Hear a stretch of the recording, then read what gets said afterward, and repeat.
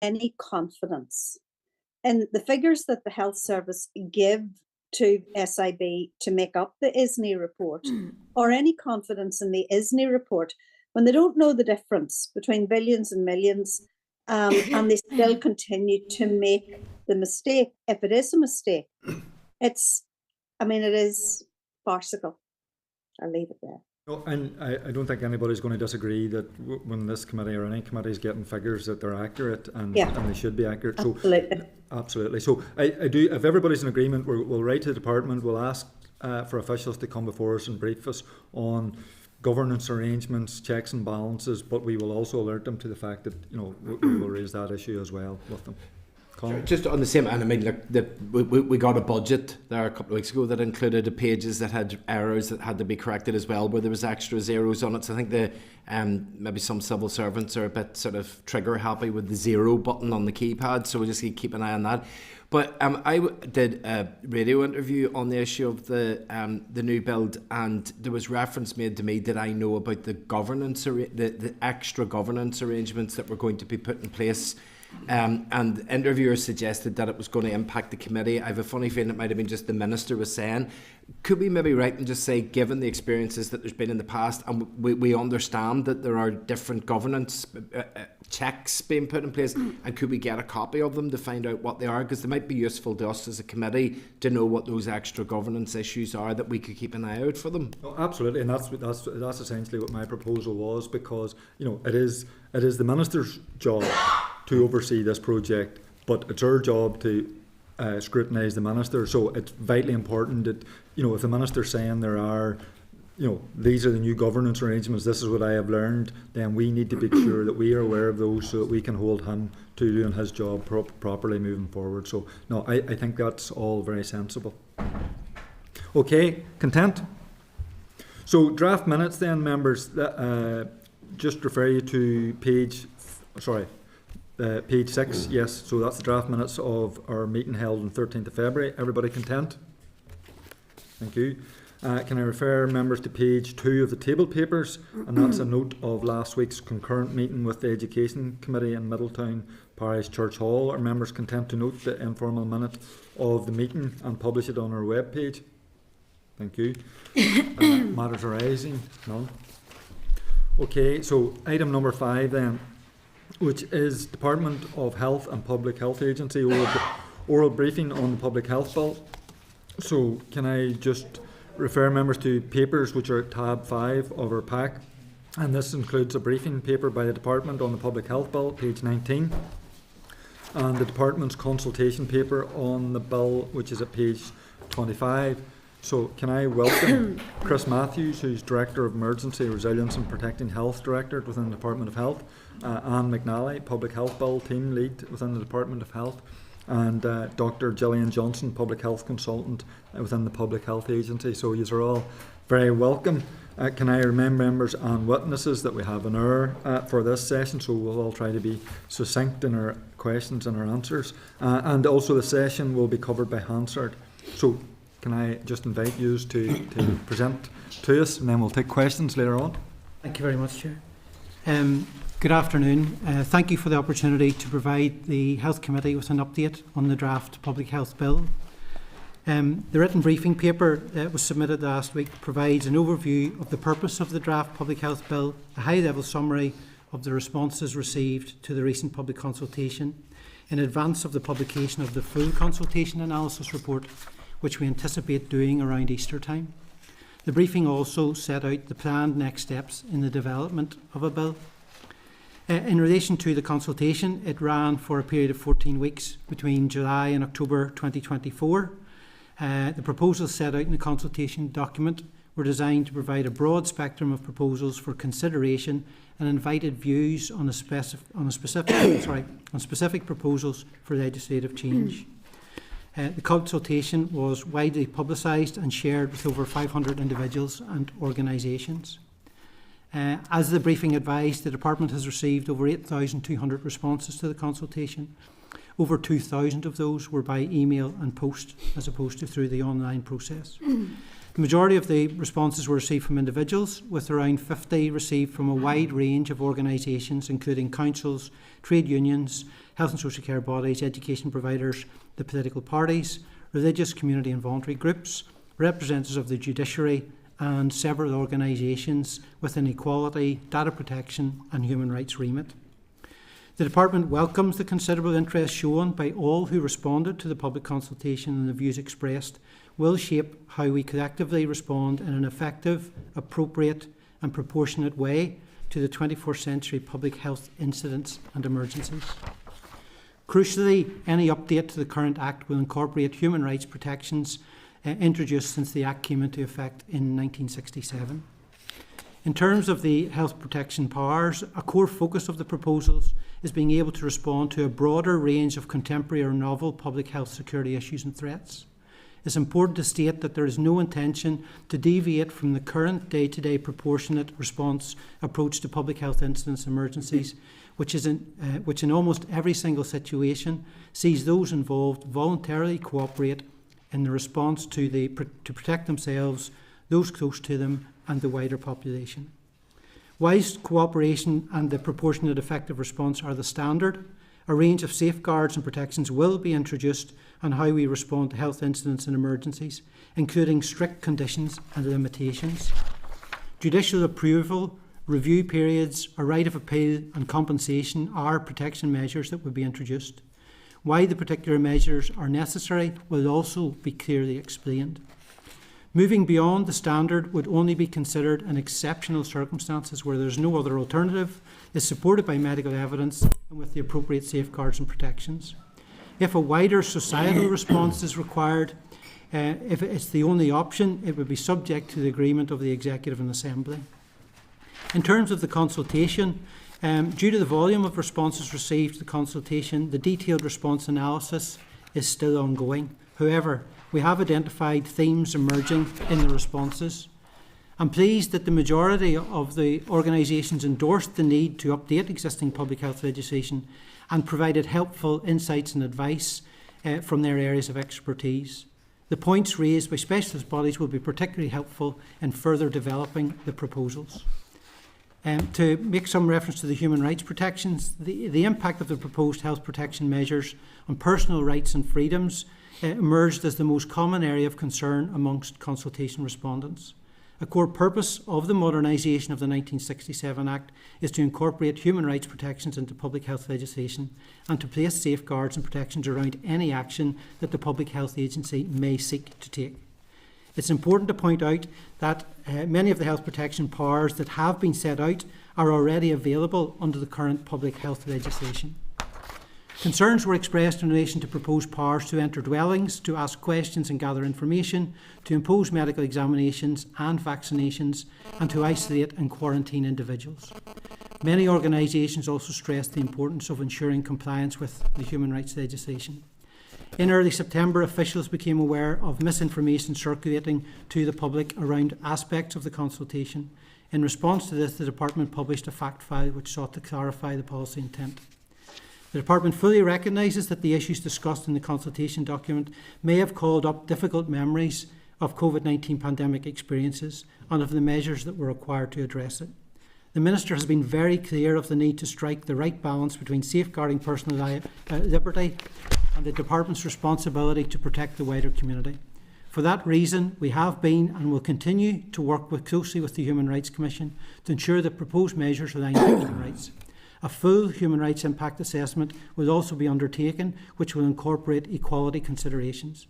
A full data protection impact assessment will also be undertaken. Preparedness and resilience. I just wanted to mention that the Department is also leading on a broader programme of work to ensure a proportionate, appropriate and effective response to 21st century public health incidents and emergencies. This includes developing our surveillance to better identify threats earlier and take timely action. We're also building resilience across health and social care system and working with the Executive Office to develop cross-government resilience to better enable us to respond effectively and proportionately to public health incidents and emergencies. Finally on our planned next steps. In terms of next steps, officials are working to finalise the consultation summary report, which will be shared with the committee and published on the Department's website. This report will assist with the refinement of the policy proposals over the coming months. Since the consultation closed in October, the feedback received has helped to guide further targeted stakeholder engagement, such as with the Human Rights Commission, Information Commissioner, and further engagement will take place with a range of other stakeholders, including the Public Health Agency, environmental health colleagues, and emergency services around roles and responsibilities. The timeline for the introduction of the Public Health Bill was subject to the necessary approvals and Assembly timetabling. Officials will continue to liaise with the Office of the Legislative Council in relation to timescales. Thank you for the opportunity to brief you today on the progress of the bill, and we would be happy to take any questions. Thank you. Thank you very much. I think that clarification about the engagement with the Human Rights Commission is important, and the Minister's commitment that there will be a full human rights impact assessment. I think that's a vital point to make. You finished there just talking about time frame and engagement. We obviously have the Minister before us to talk about his legislative programme and budget, and he never mentioned the bill in that. So it would be useful if the committee today had any knowledge of time frame. Is it going to come in this mandate? When is it likely to come in this mandate? And what preparations are being carried out to make that happen? From my perspective, there's been no decision taken at this stage if it will be within I expect it to be within the current mandate, but that needs to be considered along the time frame for the other bills that the department's considering. So I'm involved in that conversation, but there's been no decision made. But we are continuing to complete the consultation review. We're already engaged with OLC, and we're continuing to progress the bill as it stands, whilst obviously those decisions are taken at a departmental level and by the Minister as to which bills will be brought forward in this current mandate. Okay, and in terms of engagement with other executive departments and other statutory, you talked about the important engagement with the Human Rights Commission. So it would be useful to know what engagement's taking place with the other government departments, indeed what engagement's taking place with the PSNI, who obviously would have a role, or potentially have a role or responsibility in enforcing this legislation. There was some initial meetings with the PSNI and other government departments. Coming out of the consultation exercise, once it's completed, then there will be a further engagement and communication strategy at that point in time. We haven't, at this point, further engaged with the PSNI because we're still finalising the proposals within the bill. The bill will set the framework. What will then happen is that the legislation will be considered under regulations as to what is brought forward for consideration by the committee and by the Assembly in terms of any powers that we give to the PHA to be able to take necessary actions. So that will happen, but it hasn't happened at this point. Okay, so and the bill will set the framework, and then there'll be regulations brought forward. Will those regulations all be brought forward from within the Department of Health, or is there a likelihood that some of them could be brought forward by other departments? At this stage, there's no plan for any to be brought forward by other departments. It may be the case that in an emergency situation, as was the case under COVID, the department made regulations for other departments. The thinking going forward would be that as they became considerably more intricate in terms of their need, and it was to do with people working in the what sector was it? Hospitality. It was, thank you, sorry. It was the hospitality sector. It became more intricate. Then the consideration would be that those areas may be best placed to bring forward those pieces of legislation for consideration. But again, that would be much further down the line. Thank you. Colin, you're next, but I'm not sure whether you're giving evidence or taking evidence. Oh, believe me, taking. Look, I do not mean this in an offensive way, but it will sound offending, so I'm putting that health warning at the start of it.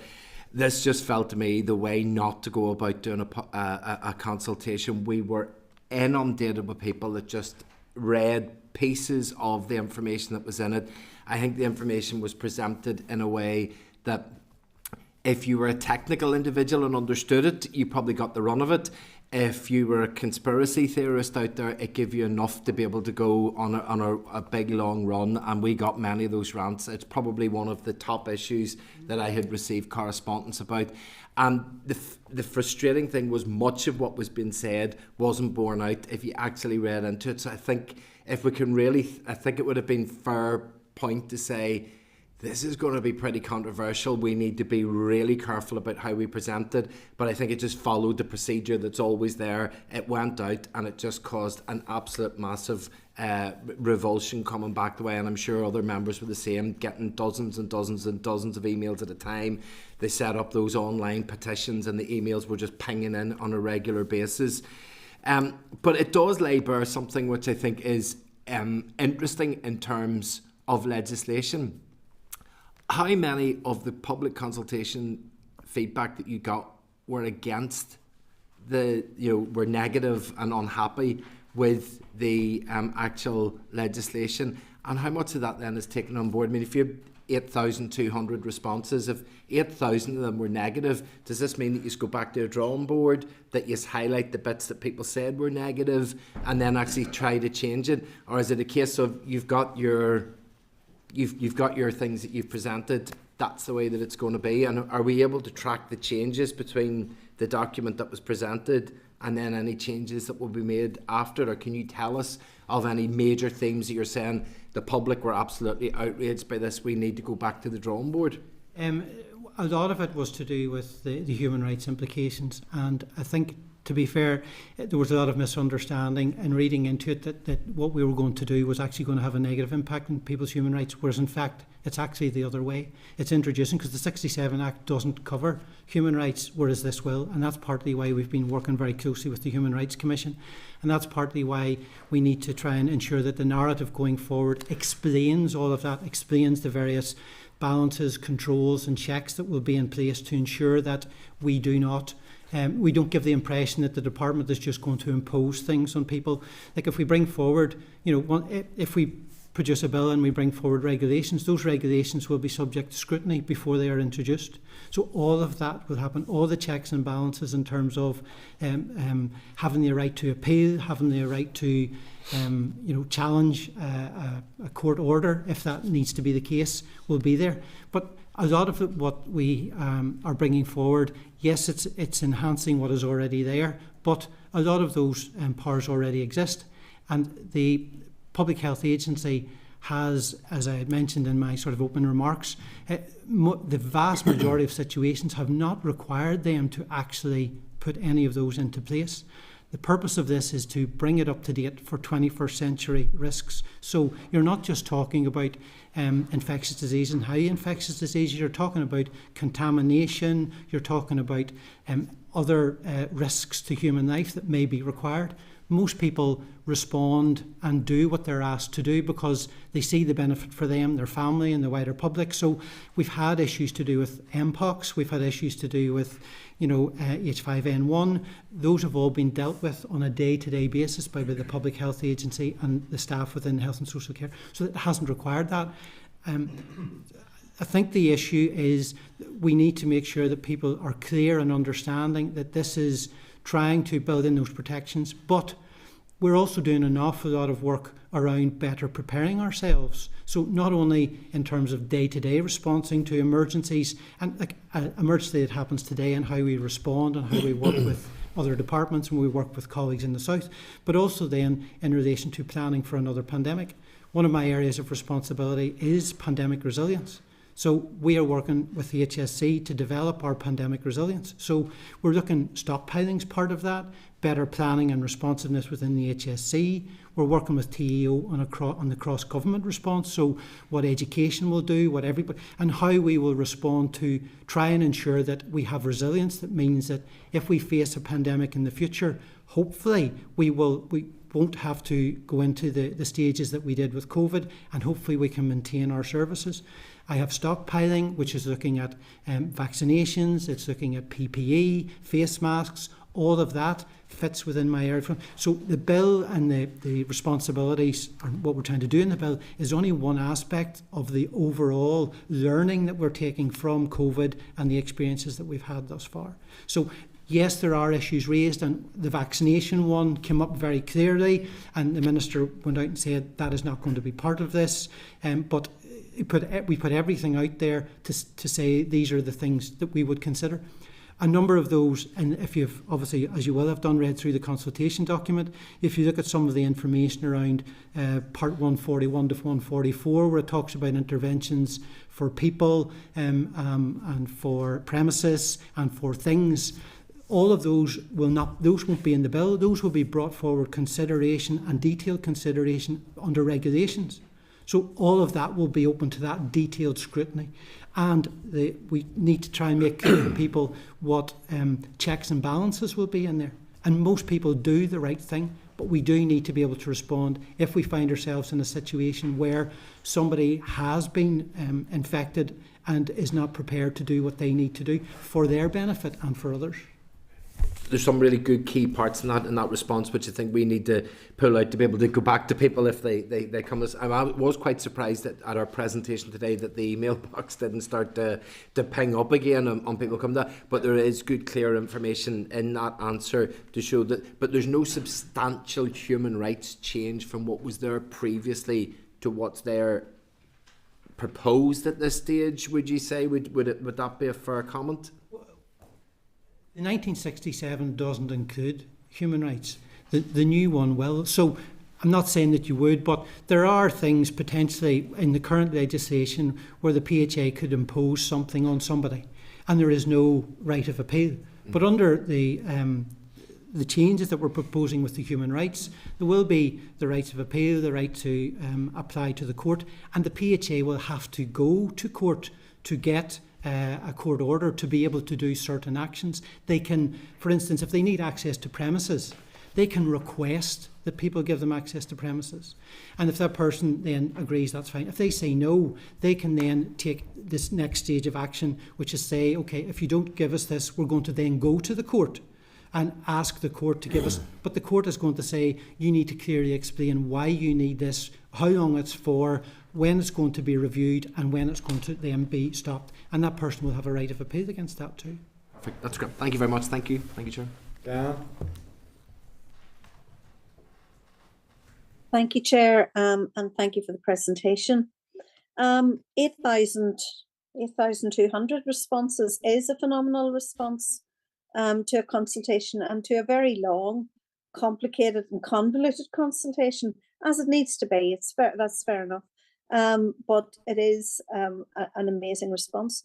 And I suppose that's partly driven by the fact that COVID is still in everyone's memory.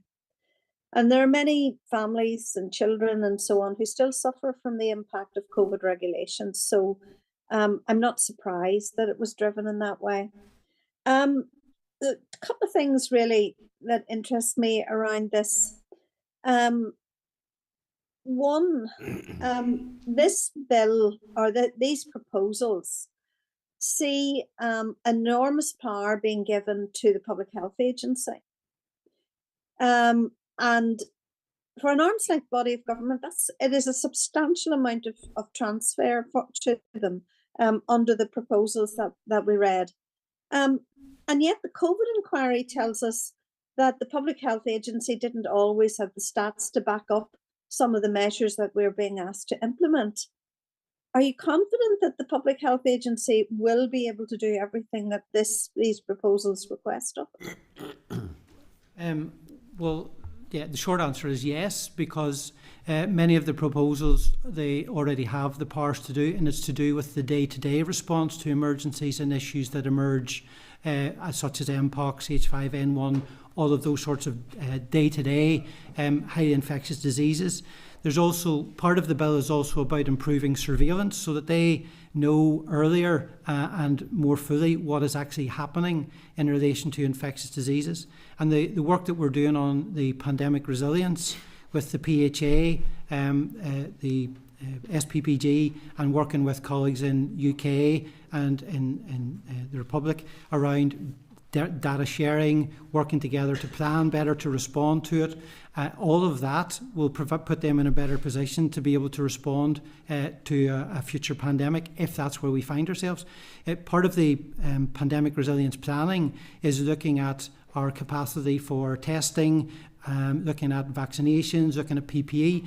So it's looking to have a lot of the measures in place that we didn't have at the start of the last pandemic, which means that we should be in a better position to be able to respond more quickly and try and address the issues that we face more quickly. And the experience, obviously, that the PHA has had in relation to that, particularly around contact tracing and those sorts of things, should enable them to be in a much better position to respond going forward. Well, maybe it would be useful, Chris, if then the committee just received our briefing, tell us what has changed at the PHA, that they are now able, are going to be able to do all of those things, which the COVID inquiry has kind of demonstrated that were a problem. And, and certainly at the start, and I accept that, it was the unknown that was terribly difficult to deal with. But it just would be important that if the new proposals invest this type of power in an arm's length body of government, that we are sufficiently sure that they're able to do it. And I just ask finally as well, one of the things that really was lacking during COVID was the fact that regs were brought to the Assembly weeks after they were implemented. In what circumstances would we be able to see forward planning to make sure that this sort of thing doesn't happen again? Well, I suppose that's the proposal in the bringing forward the bill, that we would hopefully not find ourselves in the situation before where they come at such a late time and without obviously proper scrutiny. But part of that is around the planning. It's around the work we're doing on the PPE, the resilience and all of that. So if we're in a position where we can respond more quickly at the beginning of the situation, that gives us time to then look to see what actions need to be taken across Northern Ireland, not just within health, but within education and other areas, as to how we then need to respond.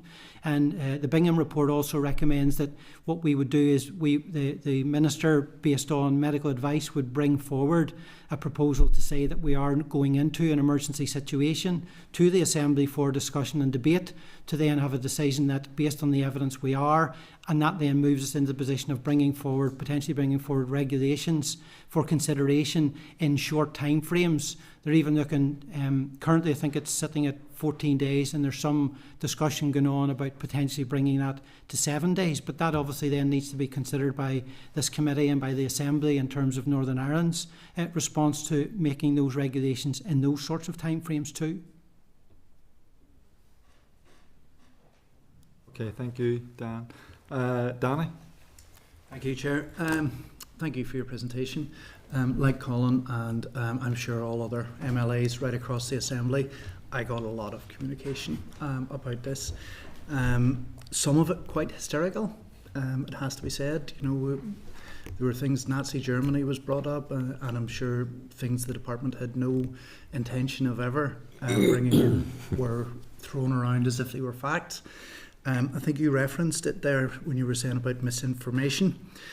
It appeared now, the consultation was never about vaccinations, but it appeared to be hijacked by vaccinations, and particularly by not everybody who was concerned about it, but a lot of people who were concerned about it, from my perspective, seemed to be quite anti-vaccinations. So I think that refers to the misinformation, but I'll ask you just about that later. I appreciate the fact file that was put out. I think possibly that was a bit on the late side, given the hysterical generation that came up. Possibly if that could have accompanied it initially, that would have been able to allay some people's fears initially. The media generation then that sort of built up from that was quite ahead of steam, and I actually had the Minister coming out during the consultation period and distancing himself from aspects of the consultation, which I thought was very, very surprising to see. It wouldn't be something you would normally expect. My first question is just about that misinformation that you'd cited there. What specifically was the nature of the misinformation you referred to? I think the misinformation was around the impact on human rights and accessing people's houses without consent and putting them into hospital without their consent. That a lot of it was about really just that infringement on them and their family and imposing things on them, which one of the three fundamentals of the bill was to ensure that it was human right compliant based on the fact that the 67 wasn't. So that just went off, and as that just snowballed from there. And we did, there was a number of press releases and obviously the fact file and that, and the Minister did come out and he did say, I have put all this out there for people to consider, but obviously based on, it wouldn't be my intention to bring forward the one around the mandatory vaccinations. So he did try to provide some clarity around that, but also say all of it's out there for people to consider. But the human rights and running off with, coming into my home without my consent, we're all got carried away with that. But that is not the intention whatsoever in terms of accessing, somebody's dwelling. If you need to access that, you need to go and provide a magistrate with detailed information as to why you would actually need to do that, and the person will have a right of appeal against that. So all of that misinformation then led to people thinking that we were trying to do things that were draconian, when in fact we were actually trying to go the other direction.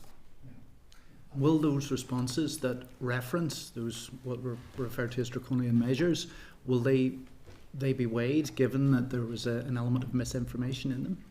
Well, in considering those, yes, but we need to consider them in the context of the misinformation. So a key part of today for me and the others was to make sure that there was a clear understanding that this is about improving people's human rights. It's about giving people those protections. It's about making sure those balances are all there. It's not about giving the PHA carte blanche. In fact, in some ways, it's about restricting what the PHA can do because they need to go to court, etc. But back to a point I'd made earlier, they haven't needed to do that day to day in the work that they do, which much of these proposals already cover. People want to do the right thing because they're protecting themselves, their family, their neighbours, etc. But yes, those checks and balances will all be in that as well. Just on that, could you tell us how this bill will improve human rights, particularly in relation to the European Convention on Human Rights and or treaties like the UNCRC and the UNCRPD?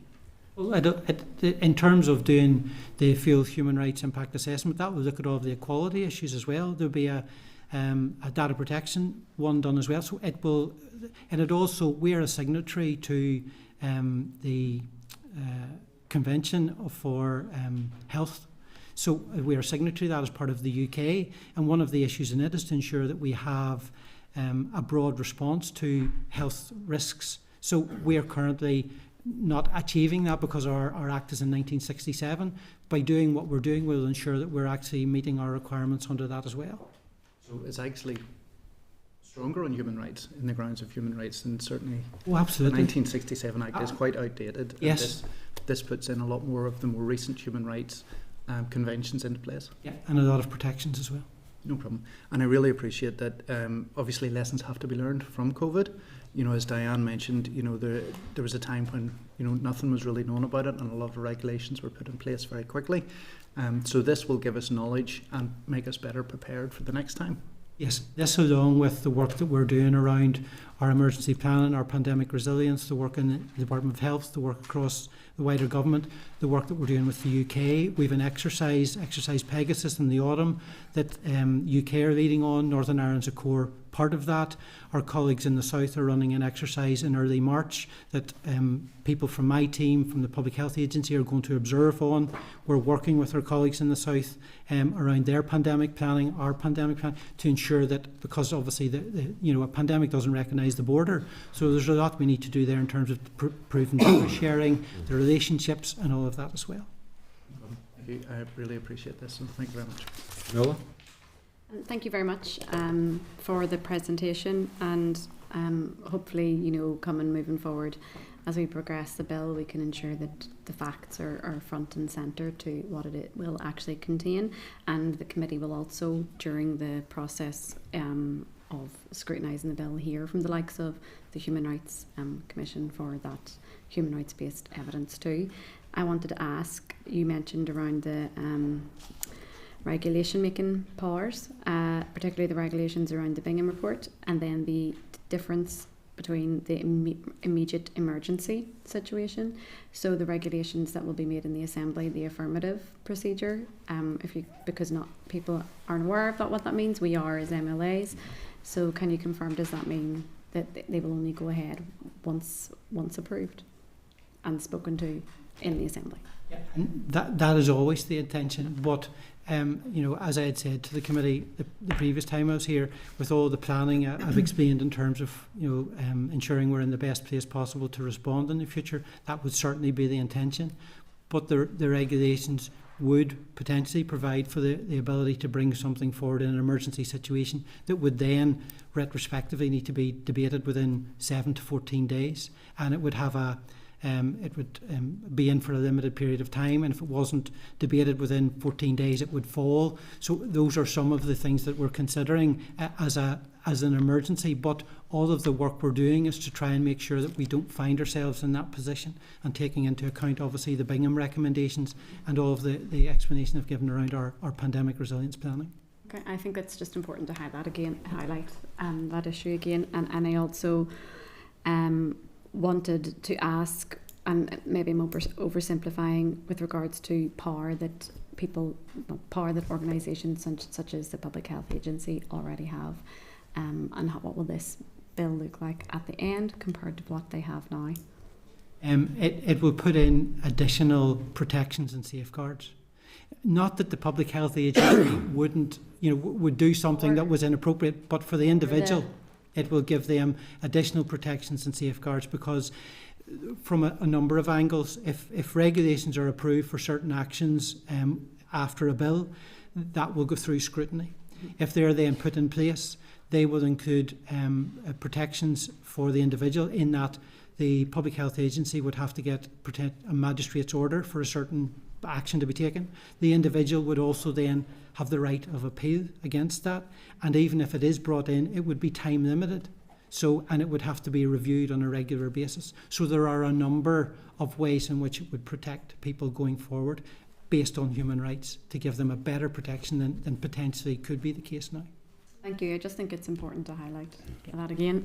Also wanted to ask, in the briefing, it's outlined about aligning with UK jurisdictions. You've also highlighted about the Republic of Ireland, because any pandemic or epidemic doesn't see a border. But also here it says to comply with the World Health Organization international health regulations. I wonder if you could say a bit more about that with regards to any coordination that you're having. Everything's up to date. There's not going to be additional inclusions that weren't in, because I understand that the WHO also, or the World Health Organization, also updates as time moves on. So has there been any changes that we need to? There's been no significant changes at this stage in relation to that, and that's the what I was referring to Danny earlier. I couldn't remember when I was actually answering your question what it was, and that's that piece of legislation. But it has a requirement on us to be able to respond to all hazards, and that's what we weren't doing, and that's what this bill will now do. It will enable us to do that. And if there are any additional changes, on that global scale, will this legislation enable those changes to be included through regulation? If it includes all hazards, it includes all hazards. But if the World Health Organization international health regulations changes and it updates, will that require additional legislation, or will this piece of legislation actually enable it through regulations? The answer is I don't know until we see what it is that they bring forward, but there is potential that it would require us to bring forward regulations if something was to significantly change. At this stage I just don't know. But I just think it's another thing to note, that because we align with other jurisdictions, because we align or we're signatory to the World Health Organization, that actually just because there's changes there doesn't mean it's brought in here without scrutiny. So I think it's important. And if it would be scrutinised. Yeah. Well, thank you very much. Alan? Thanks, Chair. Chris, given the figure there of 8,200 responses, how does that fare compared to other departmental consultations? I assume that is a significant response rate. Yeah, it would be. Yeah, it probably. It's been a while since I've brought a bill forward, but from knowledge of others, it would be quite a significantly higher response rate to any other bill. Just another question then. Obviously the Minister in his intervention accepted that there was public confidence was undermined. How going forward will you ensure that you get the public back on board again? And I say this with the greatest respect to the three as three professional individuals. It won't be yourselves as faceless Chris or Dr. Gillian or Anne who will be on the firing line as this bill is moulded and shaped. It'll be us within this chamber. Yeah. So how will you ensure that there is public confidence again, once again? And that will be through the engagement with representatives, yourselves, others, and the general messaging that we will need to put out around what the bill is actually about, and the opportunities that we have, such as today and coming back to the committee in future, to try and provide that clarity and understanding to the committee and to our key stakeholders about what the bill is actually about. It also is others then, the work that we're doing with the Human Rights Commission, with the Information Commissioner, and it's their focus on it and their understanding of it and their articulation of what the bill is actually about from their angle, I think will be a number of the key aspects to try and get the public to understand what this is actually about. Happy enough. That's everybody. Thank you very much. Chris and Dr. Gillian, thank you very much for coming before us. Thank you. Appreciate that. Thank you. Thanks. So, members, we're now moving to item number 6 on the agenda, which is a oral briefing on autism strategy from Department of Health officials. So, can I just remind members that an embargoed copy of the autism strategy 23-28 monitoring report was emailed to members in the committee yesterday. A copy of the report is included in table papers at page 8. Refer members to papers at tab 6, and this includes a briefing paper from the Minister on the autism strategy. That's at page 107, and our officials are just coming in, so we'll just wait. Okay. Yeah, no. That was quite professional. Okay, so we have Mark McGuckian, Director of Disability and Older People within the Department of Health, Nigel Chambers, Head of Learning Disability and Autism, Department of Health, Maurice Leeson, Programme Manager, Partnerships, Emotional Health and Wellbeing, Department of Health, and Paul Miller, Commissioning Lead, Emotional Health and CAMS, Department of Health. So Nigel and Maurice, you're here on a weekly basis now, it seems. I want to welcome you all. Just before we start, I just think it's important, as Chair of the Committee, I put on record that we have long since organised this briefing on the issue of autism, and we get the report the day before, not really allowing members much time to scrutinise it in advance of this committee, because I know for myself I had meetings right up until 9 o'clock last night, so I'm meeting today, so that's unfortunate that we didn't get a bit more time. That said, we appreciate you coming before us to present to us, so I'm going to hand over to you before then members get to ask questions. Okay. I'll kick off with opening remarks. And yes, back again after a day trip down in Middletown. So, good afternoon, everyone, and thank you very much for the opportunity for officials to provide a committee with an update then on the implementation of the Autism Strategy 23 to 28. And it's also an opportunity then to provide you an overview of the work that's underway across government to deliver better outcomes for autistic people. Now, as set out in your written briefing, Northern Ireland is quite unique in terms of legislation for autistic people. Both the 2011 and 2022 legislation placed duties on health in terms of autism prevalence, the development and implementation of a strategy, and monitoring as well. In addition then, there's also a requirement to appoint an autism reviewer, and the functions of that role are set out quite clearly in the legislation. And it's accurate to say then that the legislation is prescriptive in setting out the approach, the methodology that must be taken to develop and deliver the strategy. And the Department is committed to the full implementation of both Autism Acts. And today's briefing will hopefully outline and provide you the assurance that work is underway to fully meet these statutory duties. So to start with, a bit of a context piece, I'd like to just set out just some of the overview of the challenges really across health and social care in terms of autism, the work underway to address these challenges, and to provide you an overview of direction of travel. So As you're aware, autism is not an illness that can be treated. It is a lifelong neurodivergence that, with better education and understanding for us all, can help people lead fuller and healthier lives and provide the same benefits and freedoms that a lot of us already do. However, we must also recognise that for some individuals, their autism can be disabling at points in their lives, and at times that may require specialist services, specialist support, and that has to go beyond better education and understanding. And whilst not a mental health issue, it is common for people with autism or autistic people to experience mental health issues such as anxiety and depression, and it is recognised by the Department of Health that the mental health needs of this population could be better served by our existing mental health service. But at this stage, it's also important to reiterate that the evidential, professional and policy position remains that these needs are best met by a mainstream mental health service that is reasonably adjusted and autism aware.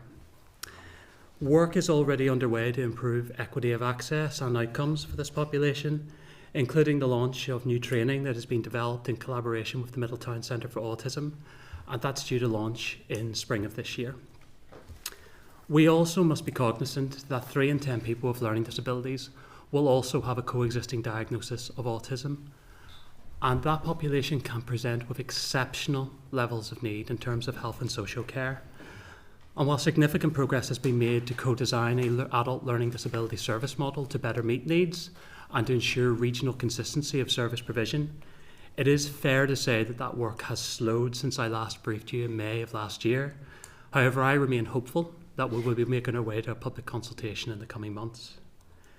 In terms of autistic children, including those with learning disabilities, members will be aware that significant progress has been made to develop and implement a framework for children with disabilities.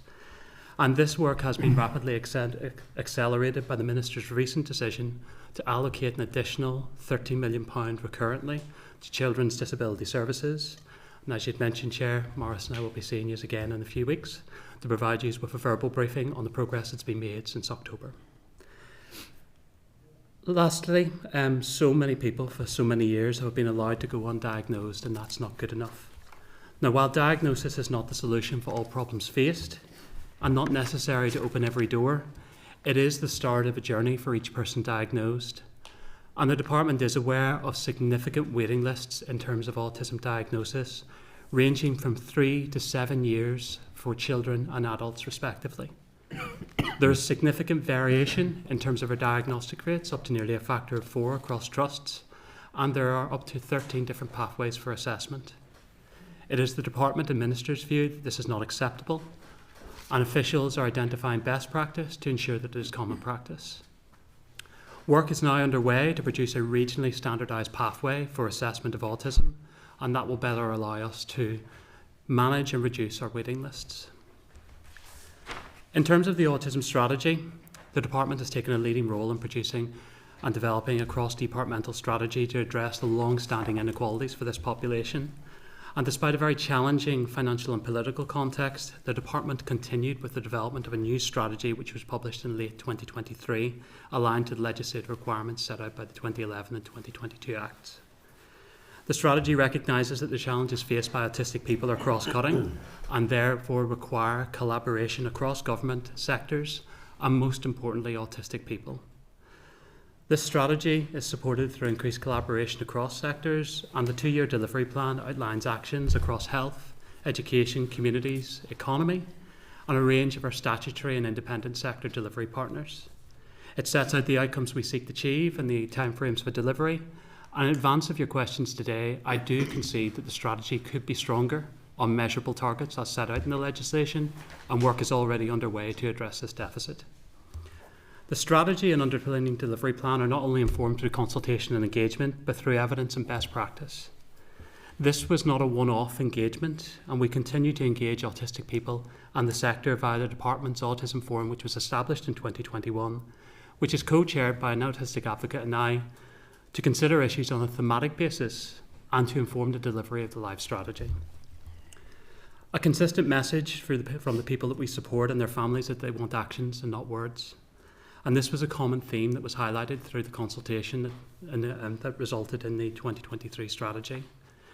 Today we are in a position to provide an overview of several actions that have been progressed within the first year of strategy development, and a more detailed report was sent to the Assembly and arrived in your inboxes yesterday. I am hopeful this written briefing, though, arrived with you in good advance of today's meeting.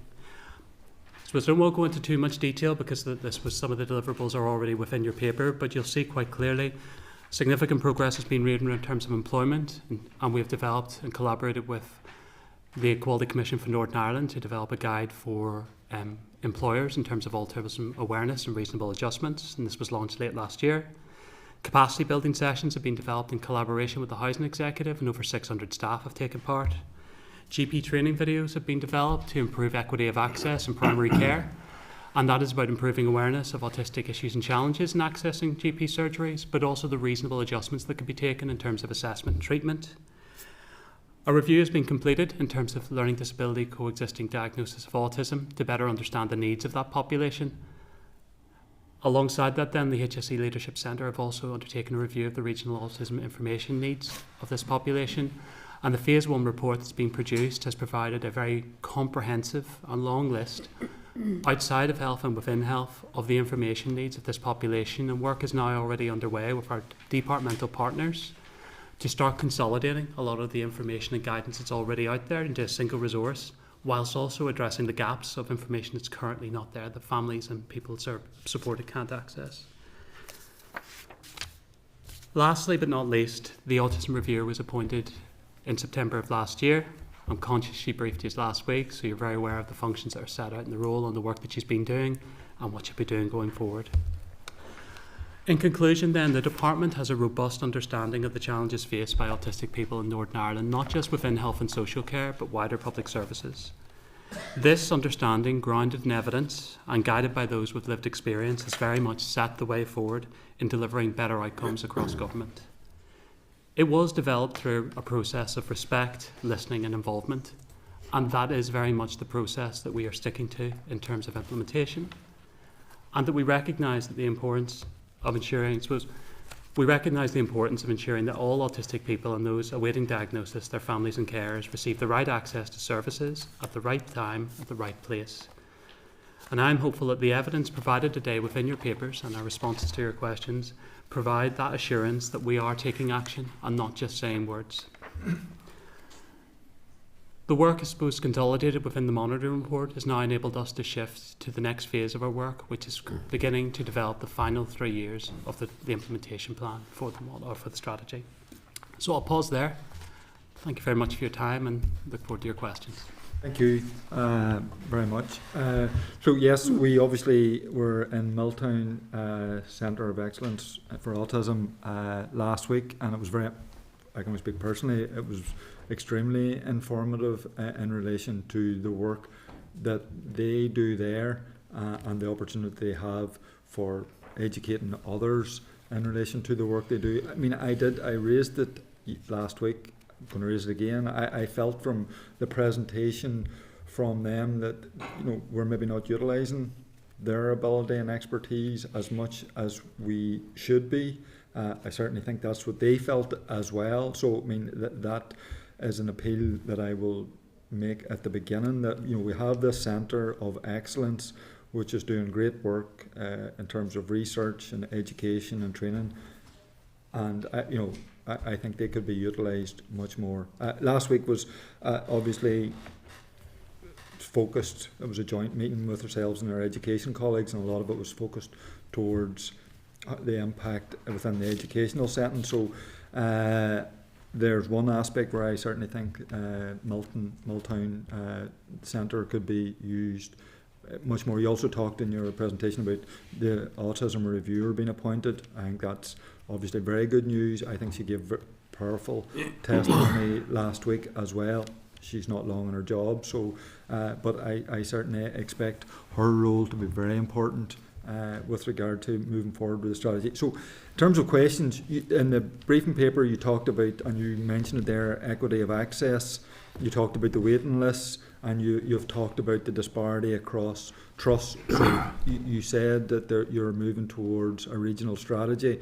Can I ask what actions are going to be contained within that strategy to ensure equity of access and consistent pathways right across the north, given that assessments are taking so long currently? Yeah, if I could, sorry, just to say that last week when we were discussing in Middletown, we did mention the fact we did have some training that's been commissioned with, for health service staff, which we're very much looking forward to being able to launch in the near future. In terms of equity of access, what we've done so far within children's services, I should say, is that we have looked at all the different pathways that currently exist across Northern Ireland for children and families to be referred. And we're currently putting together a group where we're looking to see if what is the best, what can we learn from the different pathways, and how can we produce one pathway which is, the best that we can do, so that we can cut down on duplication and as I say, for families, produce a simpler system. We've also put together a framework for emotional health and well-being, which will set the context in which we will do our reform work of autism services going forward, and we're going out to consultation on that in April. In terms of the adult services piece, then it's within a separate programme of care and cuts across a number of services. As a happy coincidence, it's very rare that we can be in the position to say this, a new post has actually commenced today within SPPG in terms of adult commissioning for autism services, and certainly that's very much responding to the review of adult services for people with autism. Very much recognising that yes, there is the overall narrative that we need to make mainstream services accessible. But at times, as mentioned in the opening remarks, we need to recognise there may be the need for specialists at point in the service. Certainly, in terms of the waiting lists are longer in terms of adults, so up to 3 years for children, but up to 7 years for adults. And while diagnosis should not be necessary to access services, that is the reality for children and adults. So one of the first pieces of work that new role is going to have to undertake is looking at the adult diagnosis piece. Because there's big pieces of work happening in children's services that cut across emotional health and well-being, our children's disability framework and beyond. I suppose conscious actually the significant interface with special educational need, but that isn't necessarily in place in terms of our adult service. And I mean, you'll not be surprised that when you say waiting lists are 3 years for children and 7 years for that's. I'm trying to find a word that I can use to adequately describe it, but it's probably unacceptable, but certainly a really stark figure. So, obviously there's a strategy, we hopefully will see movement in that. Can I ask, in terms of that delay, what services are in place to support families whilst they wait for a diagnosis? It is our intention to move to a system which is much more about supporting people now. And we are very conscious of the fact that when people are on a waiting list, they have real issues, real problems in their lives, and we need to address those immediately. So we want to move much more towards a system that says, if you're in a queue, that we can support you straight away with whatever the presenting issues are for you, as opposed to, as I say, someone on a waiting list and having no support in the interim period. In addition to that as well, Chair, we have to accept that part of the pressures we have on waiting lists is because we have a system that is so dependent on diagnosis or statementing at times to access support. Previously I've said we need to change that mindset, but it's more than a mindset, it's a reality for families. When families approach health and social care at the early stage, it could be for, I wouldn't say a simple need, but things like toileting, bedtimes, meal times, school runs. You don't get those right at the start, and you don't provide support, and you hinge that, or you tie it to an autism diagnosis, those needs will escalate. And certainly in terms of our children's disability framework, the first pillar of our work is about increasing the early offer of help and community-based support, and that is shifting away from a medical model to a needs-based model. A lot of families, when they notice things are different for their children in the early years, part of it is actually, okay, what does the road ahead look like? What are the pathways to service? How can I access things? It might even be an information need, but if we leave that unmet, are we really surprised we have such pressures on our short break service years down the road? No, and I understand that, but we did hear testimony last week about the kind of relief that a diagnosis provided to families when they were finally given a diagnosis of just what exactly. If it was autism or whatever. So, I accept that we need to do that, but we also need to move quickly towards diagnosis as well, because that not only gives relief to families, but it also opens the doors to other pathways as well. Just one final question for me in terms of funding of the strategy. Is there a total value to funding the strategy in totality, and how much money has been spent doing that on a yearly basis?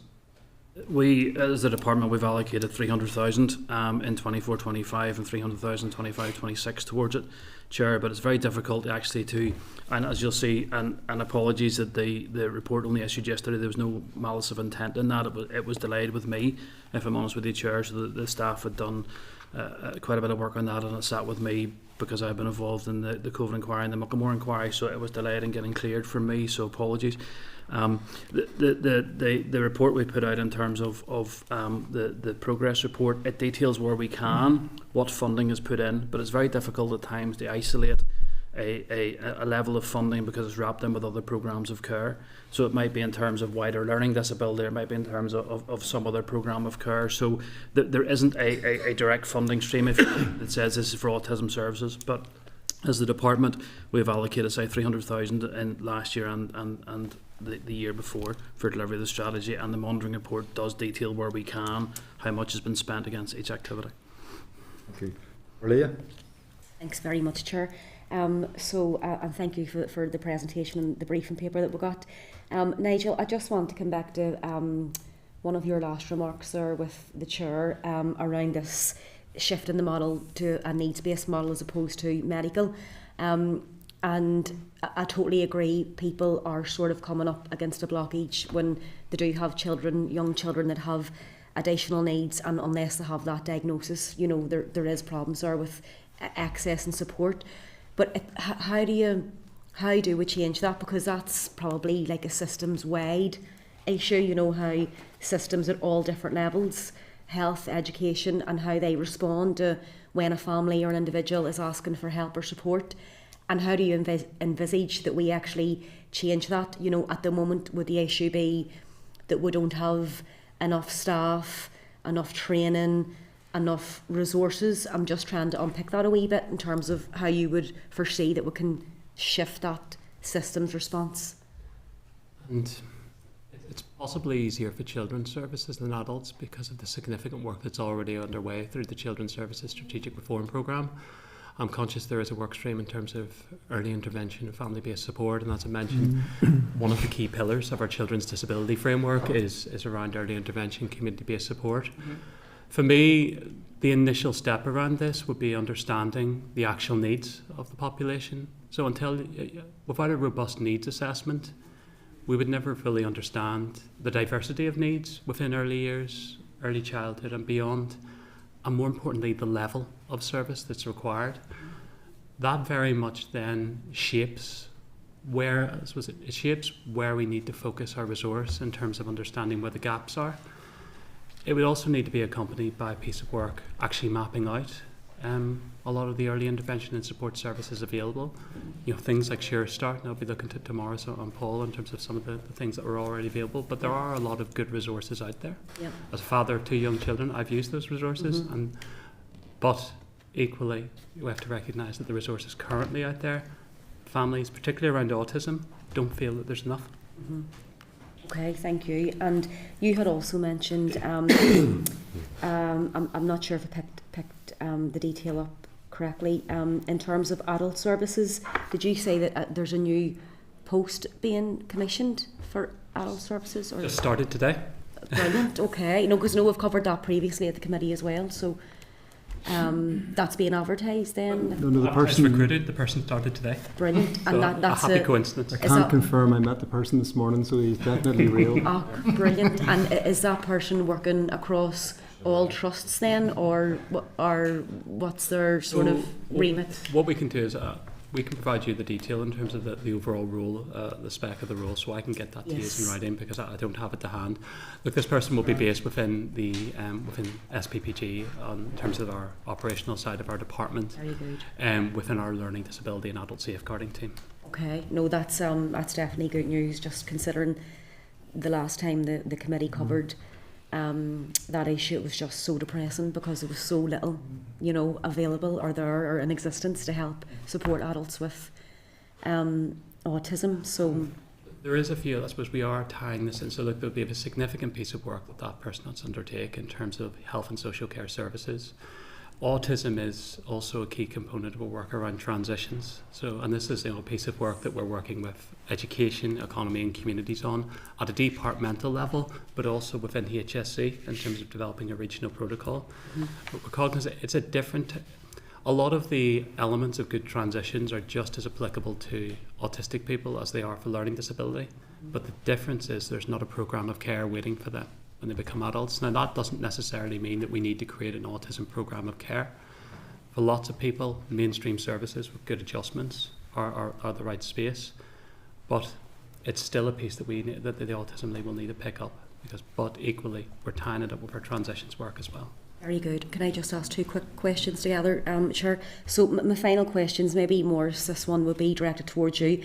It's specifically in terms of mental health. Nigel mentioned it in his opening remarks around, obviously it's widely recognised that a lot of people that have autism then would also suffer with mental illness or have mental health problems. So see, just in terms of the CAMHS waiting lists, I just wanted to find out, I know that some of the stats were released there, I think last week it was, but in terms of people who have autism and are sitting on a CAMHS waiting list, can you determine those figures or numbers? And I'm also conscious then that not everyone who might have a referral to CAMHS will have received their autism assessment. So a lot of people might have autism and they haven't been assessed and they're sitting on a waiting list in CAMHS. I'm just wondering, do you unpick any of that detail in terms of the waiting lists? And then my final question was just around, yes, if you can provide any sort of overview in terms of how you feel that CAMHS is actually meeting the needs of people with autism who are presenting with mental health problems, and in particularly thinking about those who would have complex mental health problems and where they would probably need more specialist interventions. If just some feedback on that would be great. Paul's the lead commissioner for CAMHS, so if you like, he'll pick that up. Yeah. Okay. Yeah. So in relation to your first question, I did ask the Trust to determine from their current waiting list and young people engaged in their services, could we identify, and in some trusts it was as high as 30% of young people currently within CAMHS, because I'm aware that there's maybe a narrative that CAMHS don't work with young people with autism, but across all trusts there are young people currently with autism are on a diagnostic waiting list in CAMHS receiving services. In terms of specialist help, we operate a step pathway depending on need. So there's step 2 would be for early primary mental health. Step 3 would be into the core specialist service where there would be consultants. And again, it really depends on the mental health diagnosis that they would get the intervention that would be linked to that need. And that 30%, Paul, that's obviously in one trust, that figure of around 30% of the waiting lists. Would it be sort of similar across all the trusts, or is there a big variation? Yeah, I mean, at 20% up, and as I say, as high as I think a third from memory, but I can certainly come back and provide that additional information to us in terms of, and with the rollout of Encompass, that will give us a better, that data set, because obviously it's in different places, and we'll be able to pull that off, so that will certainly help highlight that. But there are certainly young people engaged in CAMHS with autism on our own autism diagnosis or pathway. Thanks very much, Paul. Thank you, Chair. Thank you for the update. I'm sort of interested in the work of the Autism Reviewer, given that it was such a key part of the legislation, the Autism Amendment Bill, that a couple of us on the committee were part of that, part of the committee whenever that transited through the committee for the committee stage. I was wondering if we could just get maybe a flavour from you for the sort of resources that you've allocated to the Autism Reviewer in order to carry out their role, and whether there's any plans to increase or change that in the future. Yeah, certainly. Initially, when Emma was appointed to the role, we put in an EO2 grade that sits just with diary management. Over the last few weeks, we've now put in a head of office, which is similar grade to you would have in the mental health champions office. It's a grade 7 in the civil service. So there's a new fella in there now working with Emma, which will start to support Emma in terms of building her business plan and looking at where her needs would be in terms of research and those sort of issues going forward. So that's only in probably the last 3 or 4 weeks, Colin, that we've put that additional resource in. We put the resource initially just in diary management to see how the sort of role would start to develop, and we quickly realised that the reviewer would need more support at that level. We'll certainly look going forward as to whether there's more resource needed as well. We've had a number of conversations with them over recent weeks around the establishment of that head of office and then what that looks like in terms of additional support. So it's a fellow called Alan Chambers, who I think was maybe with them at the committee last week. So Alan is now in post, and Alan Chapman, not Chambers. Alan Chapman. Yeah, sorry. Alan, look, there's every doing 2 jobs. Another job for you, Alan. Sorry. We've done away with double job. So Alan Chapman, sorry, and he's a very experienced civil servant. So, and he's in there now, as I putting more robust arrangements around the governance and accountability frameworks and the business plan and what research needs would be. So, but Alan will then come back to us to say whether he believes he needs more support in the office as well. Alan, to be clear, Alan is a DOH civil servant, but he's working with Emma. He's still attached within my directorate, but he's working directly to Emma in terms of establishing that office. Don't like the sound of the civil servant comes back to tell you what it is that's required. I think I would rather that Emma, as the autism reviewer, could come back. So I think maybe it might be nice to give her place. She's the reviewer and it's her office. I maybe was misleading to you there, Colin. He will work with Emma to say what her needs are in terms of coming back to us. Alan's basically the conduit. Emma tell you her own needs. Does it have to be this person that tells you? It's about supporting her. It's about making sure that she has that capacity to say and to say what her business plan will look like and providing that support. Alan will not be directing. Let me be clear. Emma is still fully independent of the department at all departments. It is around having that support in place to provide. Some of it will be guidance in terms of working her way through some of the legislative issues and things like that. But Emma is still independent. She will say to Alan what she wants. He will help her develop a business plan and what those needs will be, and then he's the conduit backwards and forwards to us in the department. It separates then. Initially, a lot of that work was being done by Nigel's team within the department. Nigel's team are also responsible for the policy, so we've decided to put that bit of separation between the policy development and then the support for her going forward. And is that staff and resource, or is there now just staff and no resource? Is there a resource to be able to do any work, or is it just... Certainly, part of Alan's role will be helping the reviewer to establish her business plan, and then she will come to us to say, here's what I need to deliver that business plan. Now, I've already mentioned in terms of response to the chair that we put 300,000 in each year. Resource to help deliver the reviewer's needs as well will come out of that central resource.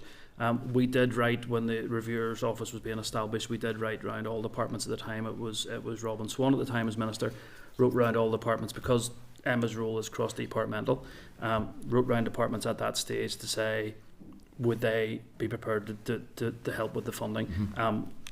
I'm not sure we got any responses, and any responses we did get were quite negative. I fully appreciate the pressures on all budgets, so we have set aside. We will look at what the reviewer puts in by way of a business plan. We will have those conversations through Alan in the office, and then we'll resource what we can going forward. Is there a way I even want just even say if there was a website for the autism reviewer to be able to interact? I don't think there's a website. Is there? That's one of the website. Business cards, all logistical type things are some of the major things that they're looking at now, and then say a business plan going forward. Okay. I remember whenever we produced our committee report, we had spoke about the connections between the Autism Forum and the Autism Reviewer. Is that Autism Forum something that the Autism Reviewer goes to and participates in and is an integral part of? The reviewer has been at the forum on one occasion to give an overview of the work she was doing. We're refocusing the forum at the minute. The forum to date has been more around information coming to the forum. We're going to refocus the forum in terms of being more a policy development type body to get input from the sector and to get input from other departments around that. Certainly you may have heard, and that's maybe where the question is coming from, Colin. There was some issue around Emma's attendance at a forum recently, and I've spoken to Emma about that. That was a misunderstanding on my part around attendance at a previous forum and a piece of work being rolled forward. So I've had a conversation with Emma around that. Certainly we're open as part of her engagement work for Emma to attend the forum whenever she believes it's important for her to do so. And just to add as well, look, the question has been posed to the forum as well about how they want to engage with the reviewer, because as part of this isn't, it may be a department forum that's co-chaired by the department, an autistic advocate, but it's their forum. So kind of the terms of reference, the membership and our aims and objectives, they're very much set by the forum members. So we've had that initial conversation. As Mark said, we are trying to shift it. It is a fantastic vehicle in terms of information dissemination, but where it needs to be is actually a vehicle for policy change and implementation of the strategy. We have a meeting scheduled for May to once again revisit the terms of reference and to pose the question again in a more focused way about engagement with the reviewer, balanced against the new direction for the forum, which is about allowing members to shape policy at the earliest point. The area that we're working currently with them is our framework for children with disabilities and the allocation of the 13 million. Well, no, it's good to hear, because if it was the spirit and direction of the Assembly that the reviewer should be at, that's what we would like to see. And then if it's a case of that's not the case, then we would want to maybe be assessing why and why not. But I'm glad to hear that that's something that will be sorted out going forward. So, Chair, that's grand. Thank you very much. Thank you. Ella? Thank you very much for your presentation here today. And I want to focus primarily my questions around children's services. And you said, Nigel, you're coming in a few weeks for an oral briefing about the 13.1 million. Is that correct?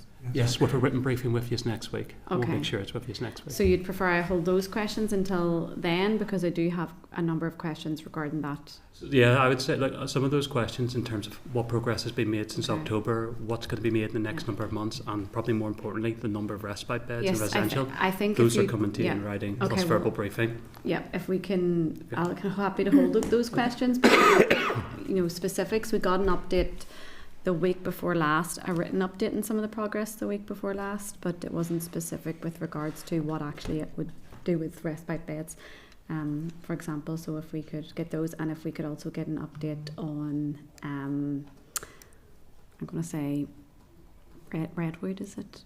Already there. Yeah. Okay. Yeah. Because I asked the minister regarding the fire regulations and the 50,000 that needs to spend on it. So if we can get those. Very much. Okay. Well, I'm happy to hold those. What we sent to you was an interim update based on the information we had to hand. I didn't want to sit on it any longer because I was conscious you had written to us in October.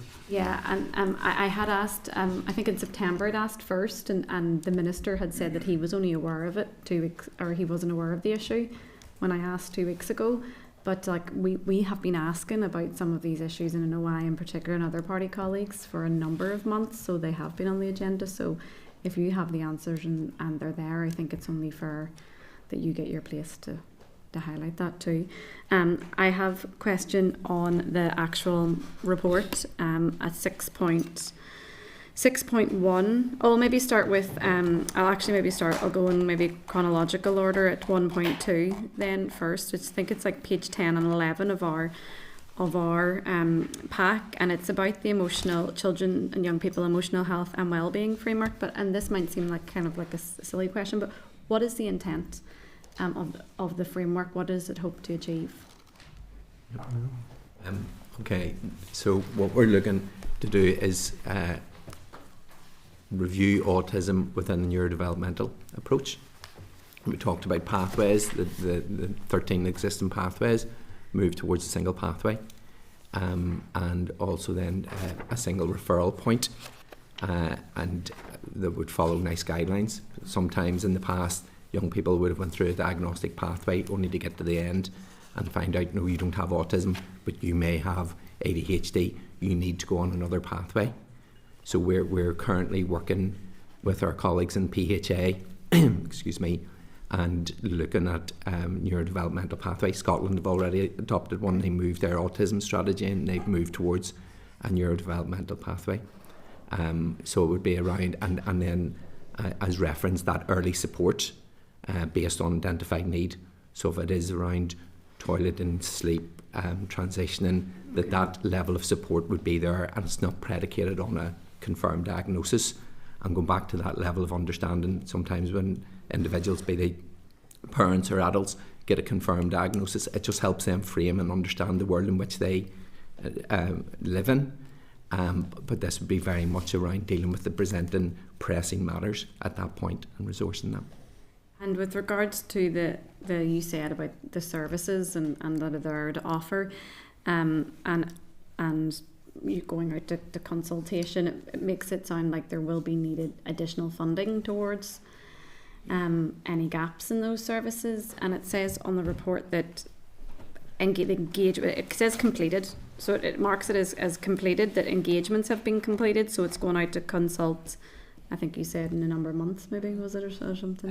What we're looking towards is April. We're pulling together the pre-consultation documents now. Will it require additional investment if there? It won't be resource neutral, but it also will mean realignment of existing services and existing supports through the Children and Young People Strategic Planning. We have an early intervention infrastructure through family support hubs. Many of the children and go there initially. But again, it's around reducing duplication, that families aren't going to numerous places and be able to signpost on. And if that is around actually understanding that there is X amount of young people requiring help with sleep, how we can then map that across. And if that, then the intention would be if that can be provided across the region, and if families need to maybe move to access that, then looking at how we can provide that support in a more timely manner. There is some monies coming down through peace monies that would be coming into this area. And hopefully that'll then have a direct benefit on yes, the most families definitely. that have them. And the next question is on action. It's on action 6.1 in our briefing. It is page 16. So this is about working with key partners to identify sources of support for siblings of family members who have autism and who are struggling and they need extra services. And it says that it's like the Departmental provide sources of support for families, and it says that's completed, but it goes on to say that it's through a small grants process across the Northern area, the Northern Trust area. So is that just been done in the Northern Trust, or is that being carried out across all trusts? Because if it's just the Northern, then yes, that action's completed. But if it's not, does that mean that it was only going to be done in one trust? So what's happening in the others? Certainly that has been done in the Northern Trust area. Will it be done then in all the other trusts? And normally what happens within those particular projects is they'll be looked to have an evaluation of the project to see how effective it is, and if it works well, then to roll it out in other areas. Okay. Well, it says here it's completed, and in order for us to go back and make sure that all of the actions and recommendations kind of are followed through, we can follow up and ask about the pilot and the evaluation. Yeah. But I mean, this would read like siblings now can access support in any trust area because of this, but they can't. Did we write back and clarify that for you? My understanding, and I will clarify, that was offered to all trust areas, but only the Northern Trust were able to avail of the funding at that time. But we certainly come back and clarify that for you. And if that's the case, I think that's very important, because if that's the case, then we need to actually maybe know why that is in particular, and are there other bodies, or is it the community and voluntary sector who are therefore picking up the pieces on that with regards to the whole family approach? The reason why I ask this question is because we have had a lot of focus, at the latter part of last year on respite provision and how families have been collapsing and now turning to permanent placement of their children, and actually the impact that it's having on the whole family unit and on siblings in particular. And it's not just about one individual, it's about a whole unit. So it's really important that no matter where they live, that they can get it, because if they're not getting respite in order for the whole family to relax, is there anything that they can do for even the siblings themselves? And that's why I kind of wanted to put the focus on that. So I would appreciate if you could get feedback. And then the other question that I wanted to ask was on 6.2 of the same page 16, which was about reform of adult social care. about the Social Care Collaborative Forum and the Supporting Carers work stream. And it just says here that the work stream is established and continue to meet quarterly. But I'm wondering if you could give us any more detail with regards to what actions or recommendation the Collaborative Forum have made with regards to autism services or the provision in particular, what's needed, because it doesn't really... Yeah. In terms specifically of services for autistic people, autism services, the Collaborative Forum hasn't made any recommendations at this stage. Not services, any recommendations in general. I didn't mean to use the word services. In terms of the Collaborative Forum, it was established to deliver basically, you've heard this before, in terms of the reform of adult social care. What we're currently doing is devising a strategic plan for that work, which will have a 3-year deliverable plan against it. So there'll be measurable targets against each area. There are currently 8 work streams, and we're looking to see whether those work streams are delivering what they should be, if they're the correct work streams, if we need to move things around. Specifically in that one, in terms of the carers, I co-chair that with Anya McGee from Carers NI. It was previously Craig Harrison co-chaired that with me. We have started, I suppose, there were 3 or 4 things on the go under that one. The main one, I suppose, is in terms of the review of the care strategy. So we're just about to get a report. We've engaged the HSE Leadership Centre to undertake a review of the care strategy because it's 2006 from memory is the care strategy. So we realise it's significantly out of date. That will then give us a report which says, here's the things which we either need to do, what has been done, or where we need to go in the future. That will then go as part of the strategic plan for the Collaborative Forum in terms of how we deliver that wider reform of adult social care. Obviously there was quite a few issues around carers in the reform of adult social care. So that work stream, as it's co-chaired by Anya, it has carers representatives and that on it from young carers as well. And part of the work, one of the other work streams in that was to establish a senior officials group across the Departmental senior officials group. And we've looked at the new strategy, not the new strategy, I keep forgetting the name of it. It was the report published by Carers NI around sort of the needs of carers. So we've looked at that as a cross-departmental group and said there's 2 issues. One would be around, I think it was around benefits, and the other one would be around support for young carers. So we had young carers representatives in at the last meeting saying, here's how we think as a system you could support us better. So we're starting to work through that as well. For me, that they're probably the 2 most important parts of that. We've also done a review of what information is available for carers around all trusts and how that can be better coordinated and how it can be better put out. So, but again, happy to give you a report on that if that's helpful. And we'll probably do that in general at another stage with adult social care in general. But this was just specific in relation to the autism strategy. And my final question is, how do you feel that the Children's Services Cooperation Act is being utilised, or actually if the power of it is being used enough to actually get the departments to work together? Because in this report we have Housing Executive, we have the Department of Education. Do you feel that you're able to pull the leverage of that bill to pull in the other departments? I'm not sure we're using a bill as leverage. Mars would maybe know more on that specific, but... Well, it's a requirement. Okay, it's a legal requirement on actually cross-departmental working. Is it being utilised? The context of autism, we're pushing open doors when we're working across departments. Okay. Like each department, whether it's our biggest interface would be special educational need. We have a number of pieces of work in terms of housing, in terms of supported living, in terms of supported people. Our most significant interface with economy is around transitions, but also succession funding to the Shared Prosperity Fund. And then even infrastructure as well, in terms of community transport and its interface with day opportunities. Each of those departments, autism, working relationships, lots of interfaces, but actually lots of pieces of work. So part of the you'll see within the strategy you're looking at and going, well, those are new pieces of work. That's been driven by the autism strategy. But equally, you're looking at some of the stuff and going, well, there was already a SEND reform programme, but I suppose that there's really good linkages with other pieces of work to get that kind of shared outcome. I think that's true. That's really important in order for it to actually all pull together. Thank you. Danny? Thank you, Chair. Thank you for that. There's obviously a lot of work going on, and it was great to meet the Autism Reviewer last week and just hear about the work she's doing. How well are you working with the Autism Reviewer? Are you working quite closely with her to achieve outcomes? We are. It would be for Emma, I suppose, to give you her view on how she thinks the relationships are going.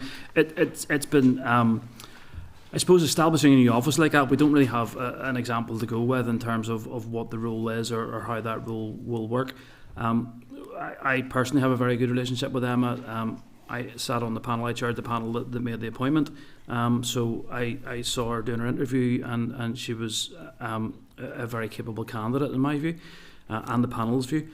So I've had engagement with her from day one in her post. To be fair, to answer your question brutally honestly, Danny, if I had more time, I could have engaged with her better, and I think Emma would probably reflect that as well. But I do think putting the head of office in is a huge step forward. It will allow a lot of that work, which was being very ably managed by Nigel's team, on top of the work they're doing around the strategy and the monitoring report and all that sort of thing. So I think it could have been better. I'll be honest, it could have been better, but I think from now on it'll be established on a firmer footing with that additional person in the office. And I'm not saying it could have been better on a personal basis. It could have been better in terms of probably providing more support to her, in terms of trying to get her established. Colin's already mentioned the website. We were working on that, but the staff were doing that and a dozen other things at the same time. So there's some things which we could have done better. I think Emma, if Emma's she would be honest and say there's times communication between the two of us could have been better on both sides, and that's been reflected and that's been accepted. But as a department, we're fully committed to the role of the reviewer. We see huge benefits in it. We see huge challenges in it in terms of the challenge she will bring with it to us, and that's good as well. Absolutely. But we also see a good opportunity in terms of, as we start to develop the next series of delivery plans around that engagement, around the priorities where she believes as a department and as a system we need to be focusing. So those conversations will be ongoing as we start to develop the next set of delivery plans. And just to add, it was the opportunity piece that Mark mentioned at the end. Really valued the independence and the scrutiny that Emma's able to bring to the autism strategy. This is really timely for us in terms of shifting to developing the final 3 years of the autism strategy in terms of its delivery plan. I could say that in my opening remarks, we could be stronger in terms of measurable targets. That's a big piece of work. I think we could be saying more in terms of waiting lists. Those are areas we'll be focusing on. We'll be looking at mental health in terms of improving equity of access. But being able to do that with the support of independent scrutiny, as opposed to us marking our own homework, it's an opportunity that we're grappling with fans. So glad to hear that. That's very healthy. Sounds like a healthy relationship. Absolutely. You mentioned mental health there, and initially, Nigel, you had mentioned that it was departmental policy that people with autism were seen in mainstream mental health services. Is that the case? Yeah, I mean, so I suppose we've looked at this very closely, cognizant that there was a motion recently in the Assembly on the basis, or the proposal for a specialist service for mental health service for autistic people. Now, as we were kind of looking at the positions, but part of their starting position to this is the mental health strategy, and the mental health strategy sets out very clearly that we should be treating people based on their mental health needs, not their characteristics. And it's not considered, I suppose, the position within that strategy that was guided very much by evidence and professional opinion is that it was not appropriate to create a disaggregated, segregated system for autistic people. Now, we revisited that position ahead of the motion only a few months ago. I think it was January, a month ago. Very much looking through NICE guidelines, Royal College of Psychiatry, Psychology, Royal College of Nursing, service models from the South and Great Britain, and NHS England. The evidential position remains, and the professional position remains, that autistic people are generally best supported within a mainstream service that is reasonably adjusted and autism aware. For those that do have a coexisting diagnosis of learning disability, the evidential position remains that those individuals are usually best supported within a specialist mental health service, and that exists. There's holes within it in terms of community and inpatient, but it does exist. That's your Muckamore, your Dorsey, your Hollywell, your Lakeview. And actually, in terms of those inpatient units, most of the individuals currently receiving assessment and treatment have a coexisting diagnosis of autism. Certainly, we are very much aware, and Orlia touched on this earlier, about the higher rates of mental health conditions within the population of people with autism, including anxiety, depression, self-harm, and even suicide, which is obviously very distressing for their families and the population as a whole. So will that be a position that you would revisit or keep an eye on, the provision of a specialist mental health service for people with autism? Certainly, what we do concede is that the current system, the current adult mental health service, could serve individuals better. Certainly equity of access is not always there, and certainly based on, the data is limited within Northern Ireland, but I think we can look at both data within the Republic, Great Britain, and actually beyond. It's fair to say that those inequalities would be just as applicable to Northern Ireland as what they would be in their regions. So we need to address the equity of access piece. I mean, there are specialist services that autistic people will access, things like substance misuse, eating disorders. Those are specialist services within our adult mental health service, but also within our CAMP service as well. So there will be times where it's appropriate to access a specialist service. But currently, the position is that to have a specialist mental health service segregated or disaggregated from the adult mental health or the child mental health service is not considered appropriate, as I said, based on policy, evidence, and professional opinion. But that's something that will be continuously reviewed, along with the equity of access piece, which is huge. And I think as well, just to say, in terms of improvement, the training we referred to last time we met in Middletown is part of our process, whereby if autistic people are using the mainstream services, we had to ensure that the staff there are competent and have training available to them, and that's part of that process as well. That was my next question. Let's see. With that training, is that training mandatory? No, that training is not mandatory at the moment. The Minister has said that he is minded that it should be mandatory. Mm-hmm. We hadn't originally conceived, and I think when we presented to the committee before, we'd in fact said that it wasn't mandatory. Training is available to GPs and other healthcare professionals. It's not currently mandatory, but the Minister is considering it. So this is training that will be launched. The Middletown training will be launched from April onwards. The GP training is already launched, and I suppose we're monitoring uptake. I think part in terms of our next part of our delivery plan is we need to assess uptake on the GP surgery piece and the actual feedback and usefulness of it. The Middletown training, for lack of a better description, it rolls out from April onwards. We'd see it as scaling up from June in terms of the two other modules. I suppose, yes, we've already received a bit of challenge from this about mandatory and optional training. This is training the health and social care professionals have asked for. Cutting across nearly every professional discipline, from social workers, nursing and beyond. Professionals are saying they're struggling to understand the needs of people with autism and how to best support them and what adjustments they can make. So we're hopeful that appetite's out there for training, that will very much drive high uptake. And we can monitor the uptake as well, and that will help us. And if we discover, for example, that it's not being widely taken, then I think the case for it being mandatory gets stronger. GP training isn't mandatory, or?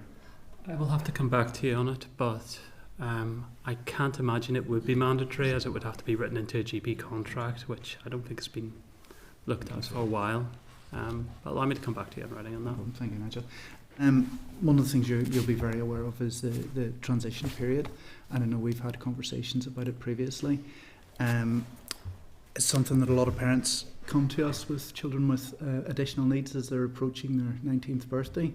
How do young people in Northern Ireland with additional needs compare to the rest of the UK when it comes to terms of transition? We have, I suppose, in terms of our work, in terms of the adult learning disability service model and then our focus work, so we've established a subgroup in terms of transitions. Because part of this, for me, there's two parts of transitions. One, we need to get HSC transitions better. So, I mean, no doubt you've encountered in terms of what you've heard from your constituents. But it can appear within a trust that children's services and adult services are almost two separate organisations. So that the focus with that piece on our HSC transitions is to very much address that in a regionally consistent way. Our trusts do need to get better in terms of transitions. They know about children from a very young age. They shouldn't act surprised when they turn 18. So part of that's about using data better. But equally, we have to concede that on single year budgets, you may have good side of your population. It's very difficult to actually have services ready for them. I'm not answering your question directly, but I'll come to it. The second part then is actually the cross-departmental piece. We need to look at transitions beyond the inevitable acceptance that people are going to daycare and staying in the family home for their whole life. Particularly with autism, probably less of a consideration with autism, but for those with learning disability and autism, that is an inevitable trajectory. We've been working, I suppose, closely with education, but more recently with economy in terms of Caleb's cause, and in communities as well in terms of housing benefits and the, I suppose, wider access piece, to start looking at that. How do we actually enable true, meaningful transitions as set out in Equal Lives in 2005? How do we enable people to have the actual choice about where they're going to live, what they're going to do after school, and how health and social care will support them along the way, and how infrastructure will join all the dots up? We did look at other jurisdictions in this, and so yes, there's certainly different legislative frameworks that potentially aid transitions, particularly, I suppose, and this does very much link to Caleb's cause in terms of the educational and healthcare plans that are enshrined within legislation. So if legislation could potentially be a tool that helps actually core, because there's activity happening all over our departments in terms of transitions. It's a recognised policy challenge. So legislation potentially allows us to join that up. I suppose one of the advantages they do have across the water is, of course, that they have services brought together within local authorities. So you have social care and education much closer together than what you do in Northern Ireland. However, they do still have issues in terms of transitions. It's a policy challenge in England, Scotland, Wales, as much as it is in Northern Ireland. So I suppose what I'm saying to you is, yes, we're looking beyond Northern Ireland to try and find solutions to this, but it's a long-standing challenge to actually enable people. For me, it's around choice and control. How can everyone have the same choice as we did? And how can health and social care, particularly with these populations, how can health and social care help and open doors, as opposed to that mindset that health will always be with them and they can meet all their needs, which we can't. No, I appreciate that, and your reference to Caleb's cause. Certainly, there's a lot of parents who come into that type of environment and have raised cases with us, particularly access to benefits. I know the Child Trust Fund one that has been raised with us, where children are not able to access the Child Trust Fund because they have to go through a controllership. Parents have to get a controllership, which is an expensive legal process, and obviously very stressful then as well. Is there anything you can do to support those parents? We're actually looking at the issue of controllership quite recently. So look, we've actually maintained Alma White met listener, I think maybe 3+ months ago, but since that point we've actually maintained a regular conversation with Alma. There is progress there. Yeah, because certainly, I mean, this initially starts a legislative campaign, but as we've been working with Alma and the families that she's engaging with, we're starting to get a much more granular understanding of what these issues look like, because quite bluntly, when we've looked at transitions, you can look at things and go, well, things are happening too late. People are, they aren't getting opportunities, but when you start getting into the actual individual family experiences, you're able to see what needs to be addressed. So no, controllership's actually an area we're looking at presently. Yeah, thank you. I have one other quick question, if you don't mind, Chair. Go ahead. Just a quick question. Mid and East Antrim Council had an autism-friendly area introduced a couple of years ago. I'm just wondering, does the department have any view on that? Or is it not something I'm aware of? Not something I'm aware of, Danny, but certainly if you can provide us information on it, we'll come back to you. Thank you. I would like to think everywhere in the north could and should be autism friendly. Certainly where we want to move towards. Diane? Yes, thank you, Chair. So just going back to the previous conversation, so you're looking at controllership. What are you looking at? What are the ideas? Well, at this stage, it would be very early. It's an issue that we've had float to us. I'm conscious, I think there's an interface with Department of Justice, but I suppose at the moment, conversations and the work's quite exploratory. I can certainly come back to you in writing about what the scope of that work will look like, but it forms part of our overall work in terms of trying to understand what are the barriers in terms of transitions, and what does the Department of Health need to do from our end, but equally what do other departments need to do from theirs. So apologies, I know that's not the detail that you're looking for, but I can come back to you in writing. Right, I think it's important, and I'll tell you why. I mean, I have a lot of sympathy for this cause, and for the idea that we must have some legal provision for young people as they transfer from children's to adult services, and what their outlook is like after 18-19. Because, and I've noticed this with friends, you know, where a young person, the story of a friend, a young person going to Fleming Fulton, had a very full life in Fleming Fulton, very complex needs, very full life in Fleming Fulton. Went to school every day, 8 o'clock to whatever, 4, half 4, 2 nights a week was at youth club, etc. And come 18, 2 half days in a day centre. That was it. That broke his parents and broke him. And that's just not good enough. It is just not good enough.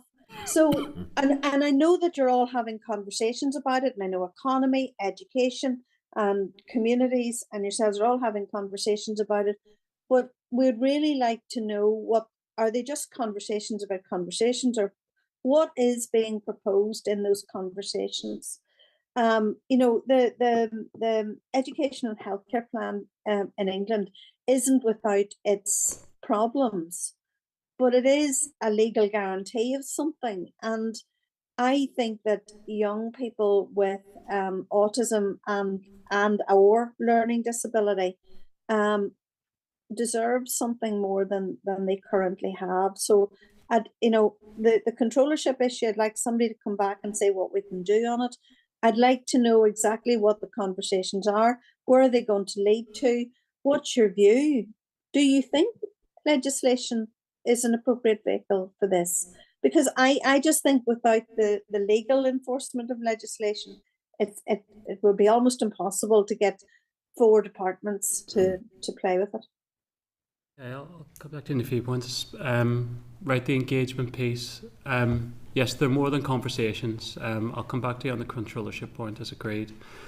I suppose, like, where our conversations have been most meaningful, we're currently supportive of the work that DFE are leading on in terms of scoping legislation and the gaps in our current legislation, which will ultimately identify options in terms of legislative change.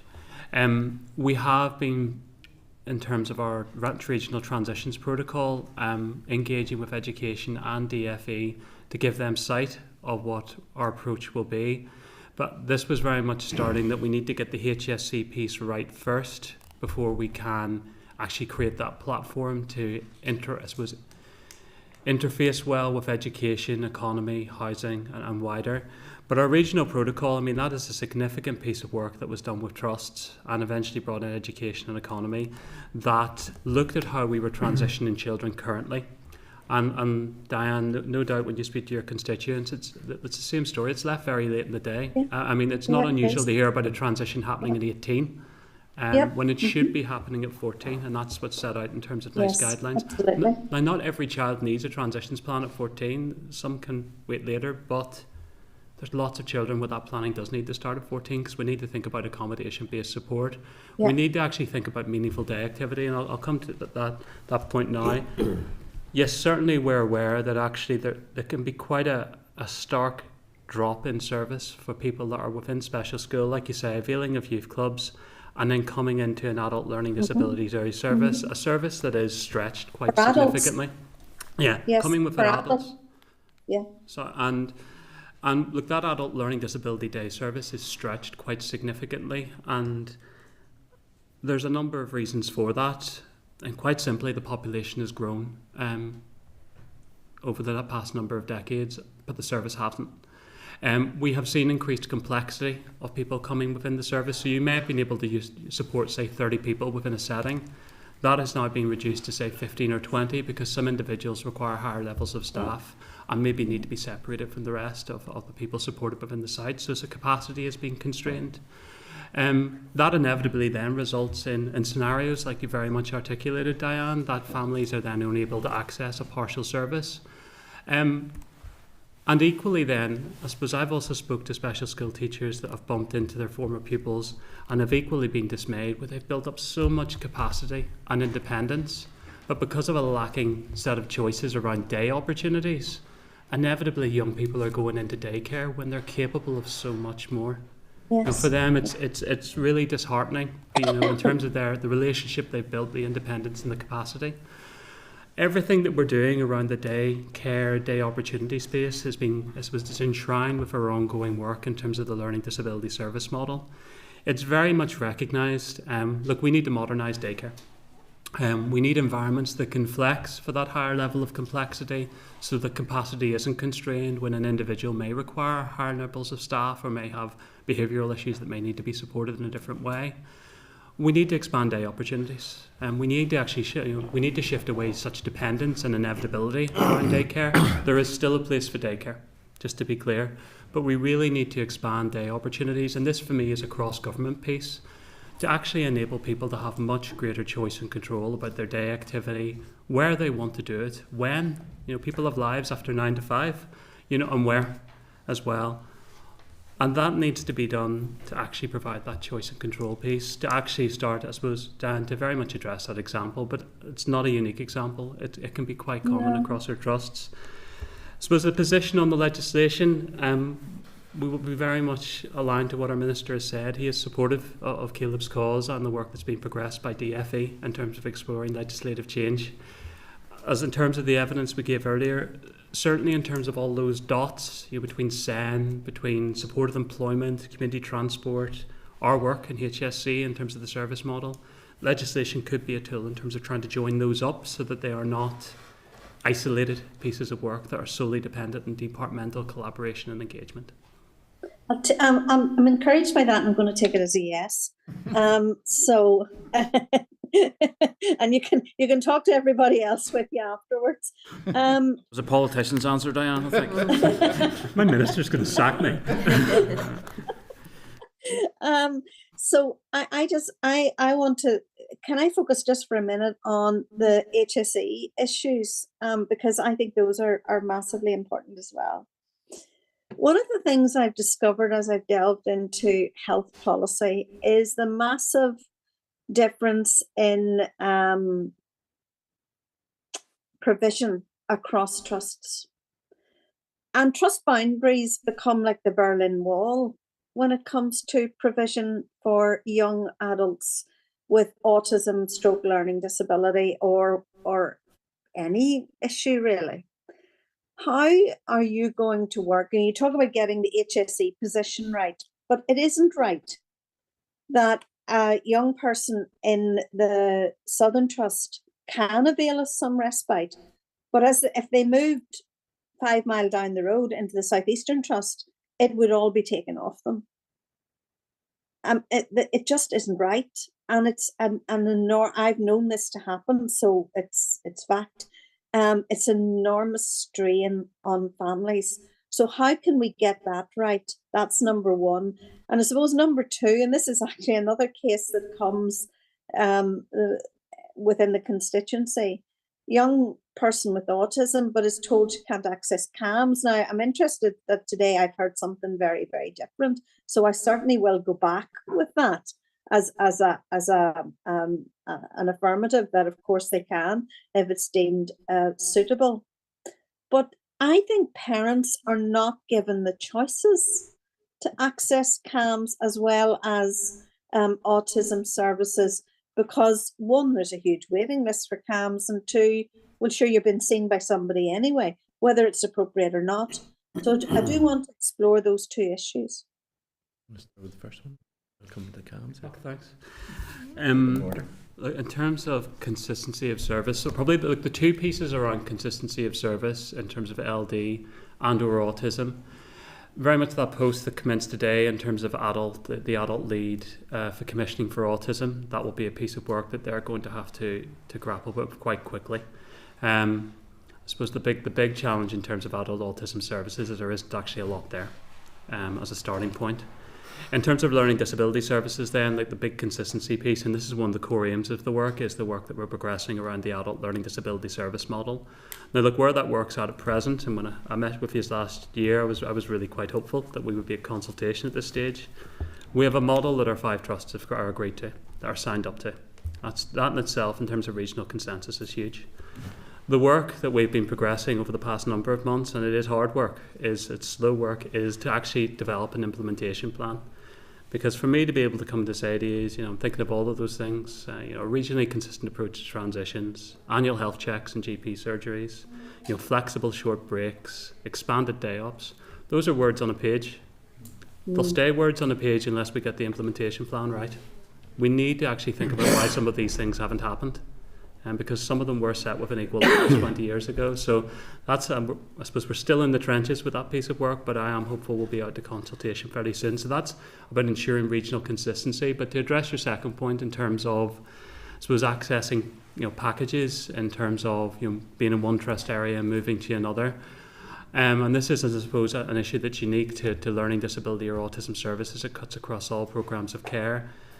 These services are very much commissioned on a localised basis to meet localised need, and trusts will be responsible to provide services through their delegated statutory functions to their local populations. I think to address this issue, one, either we need to regionalise all our services, which would be a massive undertaking, but actually ensuring equity of the level of services provided at trust means that when families move, they aren't moving to a trust that has no short breaks beds. They do. And they become part of that local need. So I'm not that's not a quick issue to address, but it's something that we need to address in terms of the adult autism lead and in terms of the service model. In terms of the CAMS piece, do you mind? Yeah. So as I mentioned earlier, certainly there are young people across all our CAMS services with autism, either confirmed diagnosis or on an autistic diagnostic waiting list. CAMS is a specialist mental health service. In terms of from steps 3 and onwards. I did reference, we have a regionally agreed threshold for access to those services, and if they are met, then that's the threshold on which young people access CAMS, and it's not parental choice that parents want their children seen. It's based on those regionally agreed threshold. The step care pathway operates across 5 steps, and first being universal prevention. And I'm looking at the prevention as better cure in terms of the Committee for Health. If a child has anxiety, come back to my point earlier, and is anxious because of whatever is going on in their life, and may or may not have autism, then there needs to be support and help given at that time. Otherwise, that will become an ingrained, long-standing and potential mental health issue. So in terms of, can't speak to that individual case or that individual family, but there are regionally agreed thresholds, and it's the CAMS pathway is in the public domain and can be accessed. Can I just ask a final question then? One of the issues that I come up against over and over again, I'm sure every committee member does, is the issue of getting access to social workers for families who have children with autism or young people with autism. And I had this conversation this week in the Southern Trust on a specific issue. And I was kind of felt stonewalled by it, which was, we just have a list and you just have to wait on the list. Some of these families can't really wait on a list. And it's very, very difficult for them. And is there no specific, there's a learning disability service, but particular people I'm thinking of cross those learning disability, autism, they cross both, and have no social worker. And they're told they're just on the list and they'll have to wait on it. Are we doing anything about this? If this is a question around waiting lists, there will be waiting lists, regrettably, for some of the services. And that's the position in terms of, and that can be related to either the volume of work or to the position in terms of whether or not there are staff vacancies and workforce issues. But that is something which is very, very closely monitored, the piece which is about the workforce. It's not really an answer, sure it's not. Well, it's. I could have given that answer. Well, without knowing, it's very difficult when you don't know specifics. Well, I'm not appropriate. No, it's not appropriate for it either. But this is a general issue. I suspect it's a general issue across Northern Ireland, where families are in fairly crisis mode, and access to appropriate social work is impossible for them. And you know, some of these families will inevitably cross that kind of autism learning disability barrier. They'll generally be in that area, the ones I'm thinking of. Surely we do need to start to look at how we address that, because that also impacts on the mental health of that person, and impacts on the wider family. Is there any work going on to address any of that with the general social work, and the review of children's services even? Well, there will be within the trust the triaging of waiting lists, where trust will be checking waiting lists to see whether or not how the circumstances are for people that are on the waiting list, whether they've deteriorated. So there are initiatives going on in terms of that. There will also be opportunities then maybe to refer families on to other types of services while they're waiting for a social worker. So there are, and certainly workforce is an issue, Diane, and there is considerable work going on just in terms of workforce, because that's part of the reality of the situation, is that we do in certain trusts and within certain teams struggle to fill positions. And just to add as well, I think we may have to come back to you in writing, because I'm conscious social worker vacancies in unallocated cases will cut across multiple programmes of care. You're ranging from children's disability services. So children's disability services also work across both learning disability and autism, so they don't separate them in terms of programmes of care. It will happen at adults, but not in children's. But look, that social work issue starts, applicable to children's disability teams, but also older people's services in terms of getting people out of hospital. So it allows us to come back to, because I think there's probably a more cohesive piece about how we address our social work vacancies and address the unallocated cases across multiple programmes of care. I know, Diane, as well, the Office of Social Services are doing significant work in terms of trying to do exactly what you say, tackle the workforce. I think children's services have been particularly challenging in terms of social work vacancies, and work is ongoing to try and address that, and in terms of potentially looking at new training places as well, which continues to bring more social work places into the system. But to be fair, it is outside our remit. It would sit within the Office of Social Services, but I work very closely with Anya Morrison and some of these issues in terms of the impact of this work on social work. But I think, to be fair to your question, Diane, would probably need to come back in writing. I'll get Anya or the OSS staff to come back in writing, if that's okay. I don't think we're going to do justice to answer your question, if I'm honest. No, that's fine. I'm quite happy. You can't always anticipate the sort of questions that everybody will ask us. That's totally fine. I would be really concerned if we were saying that we would only get a social worker as the situation deteriorates. We are meant to try to help prevent the crisis as well, and that is in adults and young people with autism. And I'm not sure that we've got that right. And I think that takes us back to our earlier discussion around the importance of early intervention and early support for families. And I'm sorry, I wasn't trying to imply that people wouldn't get a service unless things deteriorated to a terrible point. I was rather just saying that it's important to keep an eye on what's happening within waiting lists, as opposed to just putting someone on a waiting list and leaving them there without any check-in to see how they are or what's going on. Because you do make a good point. Sometimes those things can deteriorate to the point, and if no one's noticing, an important opportunity to intervene is missed. And you were quite right to point. Sorry. Okay. Happy enough, Diane? Yes, thank you. Okay, so we'll look forward to that written response. Alan?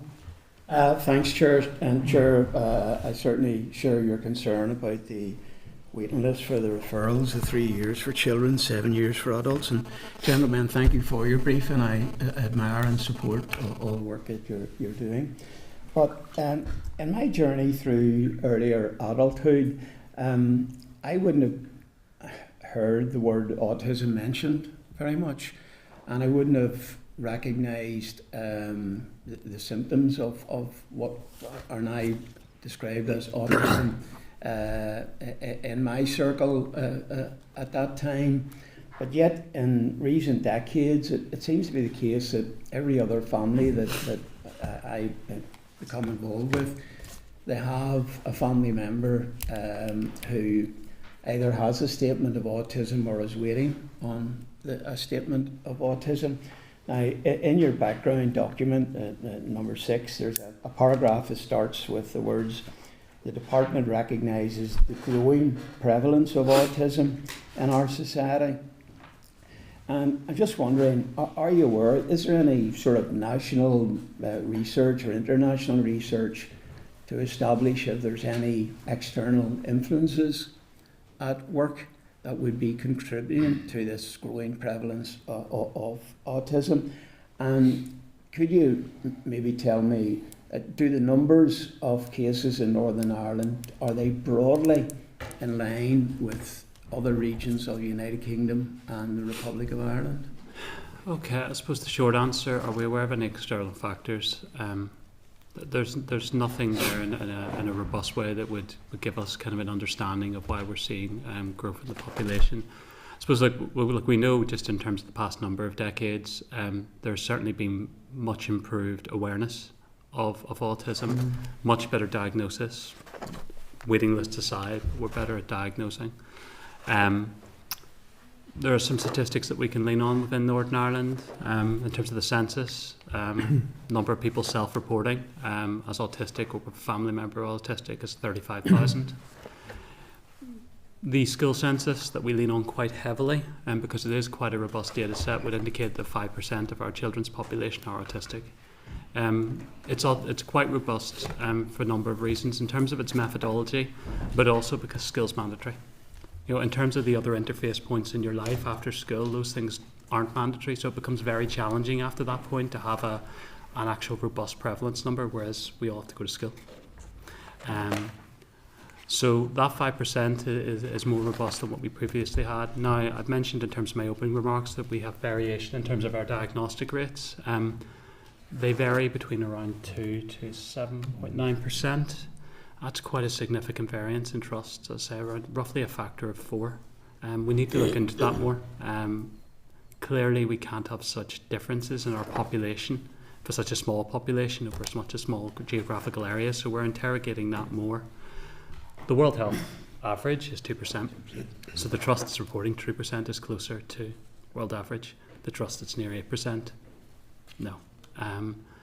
So we need to understand what's driving that. Like it could be this could be our population, but equally, I've mentioned previously there is a mindset that we need to get families need to get a diagnosis or a SEND statement to access support. It's not a mindset; it's a reality.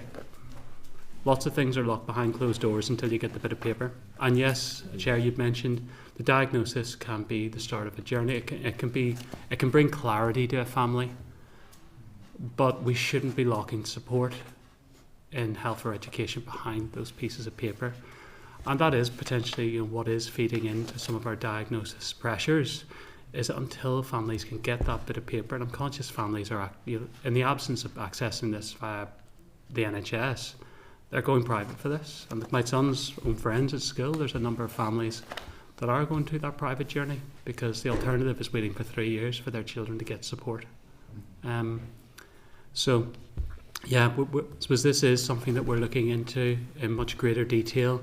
The area we're focusing most on is those diagnostic variances between trusts. I think once we get a much more robust understanding of our population, it is then trying to understand what's potentially driving this. And they take your point of external factors. In terms of actual documented diagnosed cases that obviously you would have on record, are we broadly in line with the rest of the United Kingdom and Republic of Ireland, or have we more recorded cases or less recorded cases? In terms of population, we would have higher. Obviously, I mean, across UK, the demand on autism services is similar. There's more people presenting across all ages. For us, and we referenced the emotional health and wellbeing framework at the start in terms of the pathways. Sometimes there's overshadowing, so it may be this or it may be that. But so we're looking towards the neurodevelopmental to rule in and to rule out. So we need to have a better developmental history taken. We need then to understand what's that, because some of the overlap, there can be other conditions that can mask in terms of autistic presentations. We do publish stats, Alan, on a yearly basis on the department's website, and that's in terms of school-age children. It doesn't give an analysis across jurisdictions, but it does give analysis in terms of urban, rural, and areas of deprivation, male, female, so that those stats are published on a yearly basis. The last ones, I think, are for 2023, which were published May 23, so there should be... Well, there's maybe a more up-to-date one now for May 24. There is a gap in that census. It didn't take place in 1 year due to industrial action. That issue has been remedied, and that census took place in October. Thanks very much. Thank you. Danny, I'm allowing in for a quick question and a quick answer. Really appreciate it, Chair. Thank you very much. I just wanted to build on something that Maurice was asking or talking about there. You're saying that people who are waiting on support on waiting lists were being triaged. I just wondered if you could tell us quickly how that triage happens. So social worker checking in to see how they are and what the issues are and have things got any better or any worse. They are engaged with regularly? Yeah.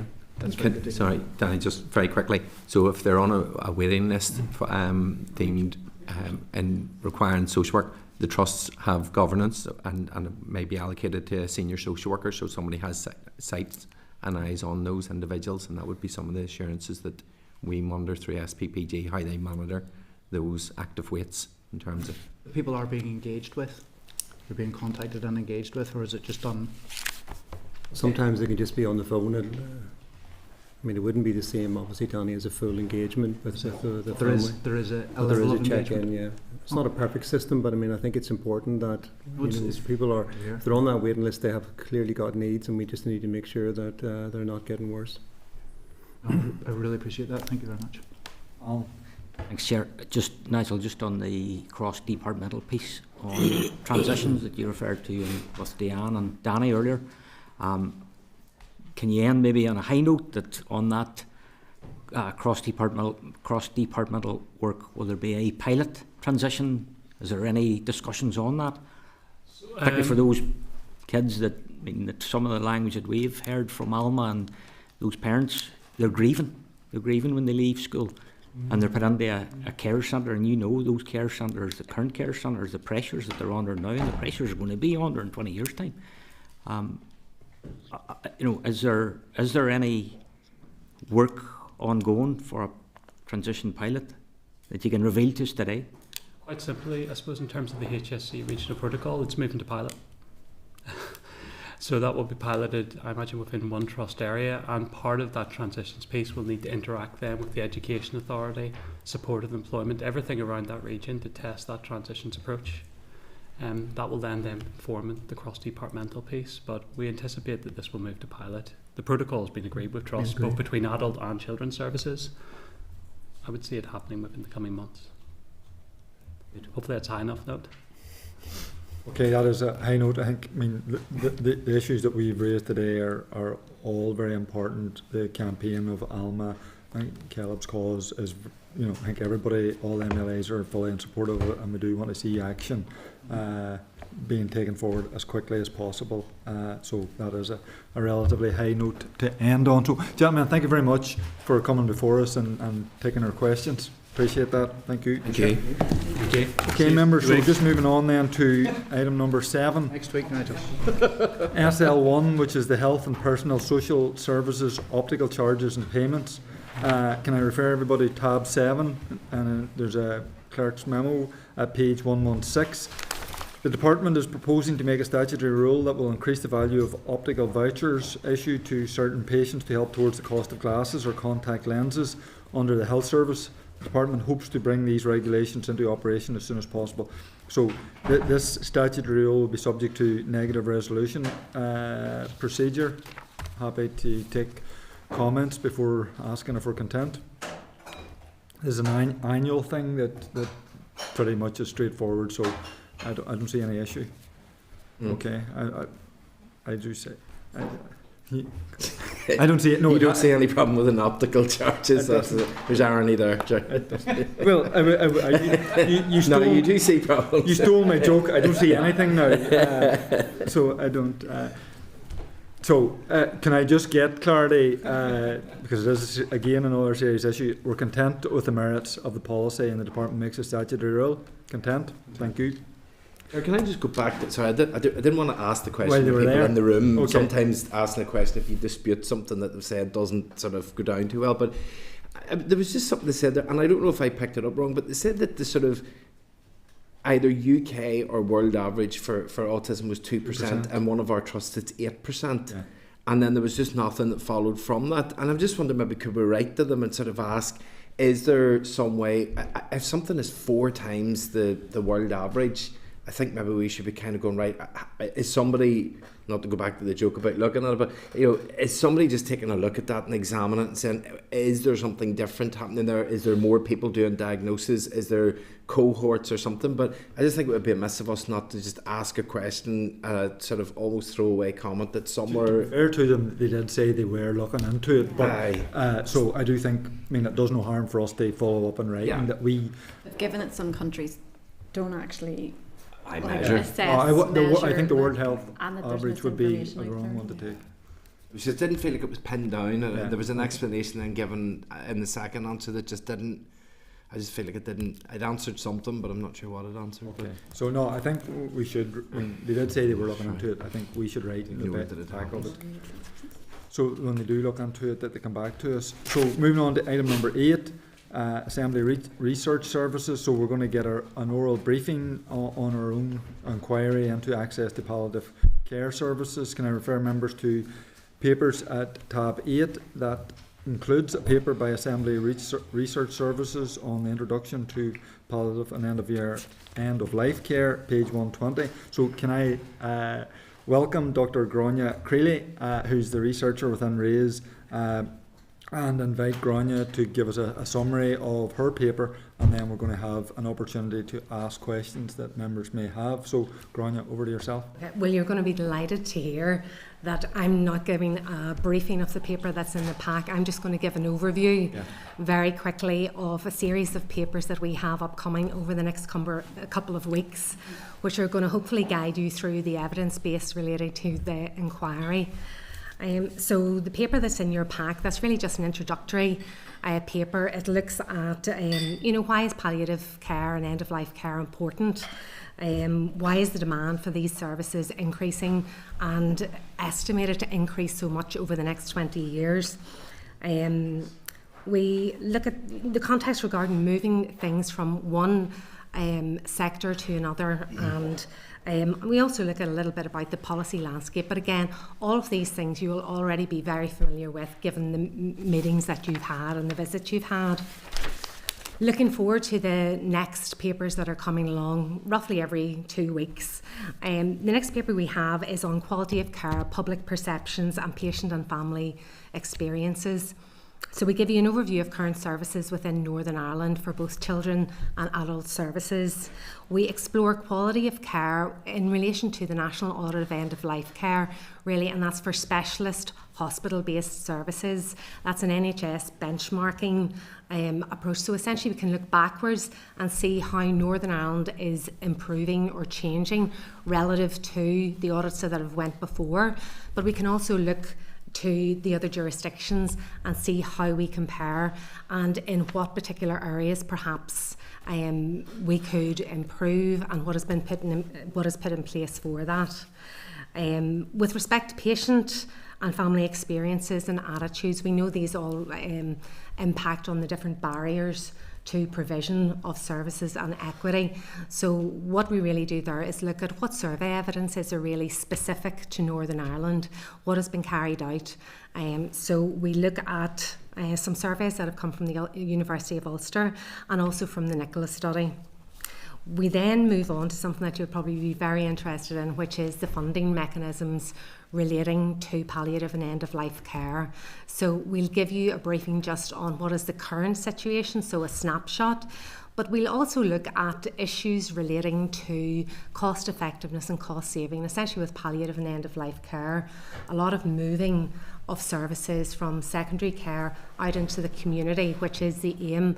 is really predicated upon cost savings being able to be made in terms of reducing the number of A&E beds, bed days that are used and services there. A lot of the evidence on that in terms of cost savings and cost effectiveness, you have to be quite careful sometimes about the methodological aspect of that and be aware of the perspective that was taken in the study, because what you don't want to do really is be in a situation where you're really just moving costs from one sector to another, perhaps putting them across into primary care or moving them onto unpaid carers, which obviously there's implications there. One of my colleagues, Sinead McMurray, she's going to present evidence based on best practice from other jurisdictions. So whenever you look at commissioning of palliative and end-of-life care services in other areas, what are they doing right? What incentives are there in place such that these remuneration systems can result in higher quality of care and also efficiencies in terms of monetary savings? Our paper 4 is on equity and accessibility of services. So again, we're looking at inequities perhaps in provision between rural and urban areas. We're looking at the evidence base really that says, well, you know, what are these inequities and what has been done elsewhere to try and break down any of the barriers that are there that result in equitable access not being achieved across regions. Finally, we come sort of full circle and look at estimating future demand. Obviously, this is quite important because we need to know where the services are going to be needed. And this relates back to what we were talking about, which is the barriers to access, whether it's socioeconomic, whether it's to do with deprivation, etc. So we end up then sort of looking at workforce planning, but also looking ahead as well. What technologies are coming down the line and what has been done elsewhere that could potentially influence quality of care in the future and cost effectiveness of that care to release savings. Now, obviously, these are a series of bite-sized briefings that are going to be delivered alongside the evidence that you're hearing. If there are any gaps there that you see or any other things that you might be interested in hearing about, obviously let us know. We can take that into account. Okay, thank you very much for that. So I had a number of questions wrote down to ask you, but they were on specific issues which I now realise I'm not going to ask you because you're here to talk about the process. You're going to come, you or your colleagues are going to come forward and discuss in detail these papers. Various aspects. Yes, and we can ask questions then. So that's very clear and it's very, very useful, and I appreciate you for giving that brief summary. So given that I'm doing that, I'm asking any members who come in that they don't get into the detail of this stuff, which we will. So if you have a question on the process, certainly I can take that. No. I just wanted to say, ask one quick question and say that it's very helpful because there, we want to make sure that we do an inquiry that is quite in depth, and not all of us can make every visit to all of the providers and in the community because of conflicts with other committees. So it's really important that we do have this backup work as well. One particular area that was the specialised palliative care, because in figure 1, the causes of death and mortality in NI, it said leading cause of death, all persons. It says dementia, Alzheimer's, 11.7%. And leading cause of death in women, dementia and Alzheimer's, 15.4%, which seems like quite high numbers. And I think there's maybe a bit of an education piece there for us as a committee with regards to why that's so high, but are there any specialised palliative care services for those? Yeah, and I really do think if you've had a look at the paper, if you've had a chance to look at it, generally estimation of demand for palliative care services in the past has been related to mortality and demography. We've got an ageing population, but more and more it's to do with multimorbidity, which is concentrated in old age. But what we're also finding is that multimorbidity is shifting earlier, where you've got people who are getting or who have multiple conditions much earlier. And so when you look at the estimation of demand going forward, I think it was 20 years, it was something like, I think, 139,000 additional people would be able to, well, 90% of those would be able to avail or would benefit from palliative and end-of-life care services. You know, it's no longer, as you know, related to cancer, it's chronic life-limiting conditions. But with dementia, what you're going to have is a situation where perhaps the services are going to have to be slightly different, because not only are they going to maybe have dementia, but there's other comorbidities alongside that are difficult to treat. Yeah, well, that would be good if the specialised kind of palliative care could include work on, or a piece and background research on that as well. Yeah. Thank you. So I mean, I think just given that Dr. Creeley has said that, you know, there may be gaps in that, so if members have suggestions, I mean, I suggest we write to the clerk and then we can get that to you in terms of making a fuller representation. Diane? Oh, sorry. Oh, sorry. No, just really, again, it's fine. I will get the clerk to set this out. It's just really about the legal position, about the right to palliative care, and where we are in Northern Ireland vis-a-vis the rest of the United Kingdom. And we had touched on this morning. My understanding is that in the rest of the United Kingdom, in some shape or form, there is a legal right to palliative care, which drives the commissioning of palliative care services. I'd just like more detail on that. Well, I can give you. Does that make sense to you? Yeah. Yeah. Well, no, I can give you a bit of detail on that now.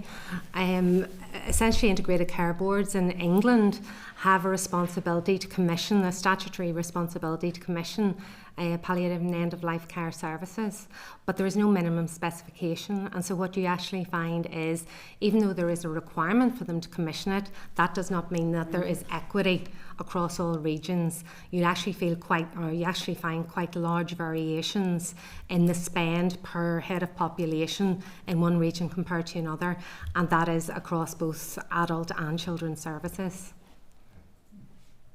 So therefore, if you were going to look at the legal right to palliative care, you would also have to have some kind of minimum guidance or regulation as well, which specified what you had to do in relation to it.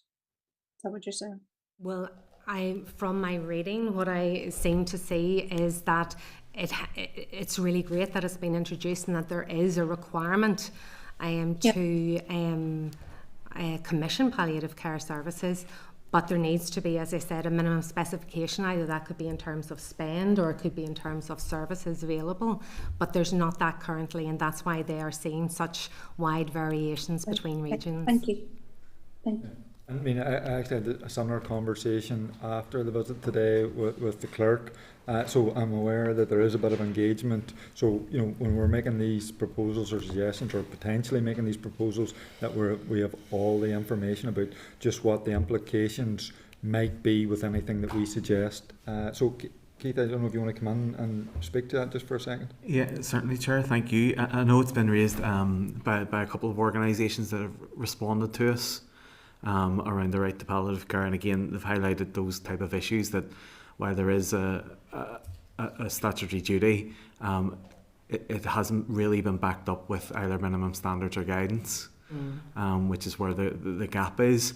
And certainly I've had some conversations with UK Hospice and a few others, and in our planned visit to London, we're hoping to meet with Baroness Finlay and some other members of the all-party group on palliative care while we're there as well, who were the ones who pushed this legislation through. So it is something that we will pick up as we go along. Okay, so I mean, I'm conscious that we're potentially getting into the detail of it. It's definitely something that we're going to look at. Colin? Yeah, just I know I'm absolutely scraping the bottom of the barrel with this one to say, to try and find a good point about being so far behind everywhere else in the world in every services. At least we can look at other places for good examples, and I see that is on the list about sort of comparing other places. But is that going to give us not just a narrow look at maybe other places in the UK? Are we able to find somewhere that does the gold standard and then maybe be able to compare ourselves to that to see if we're retrofitting. We've at least got the beauty in this instance of being able to see everywhere else that finds someone that does it really well. Or are we only looking at just other places in the UK? No, my colleague Sinead McMurray is looking at global funding and commissioning of palliative and end-of-life care.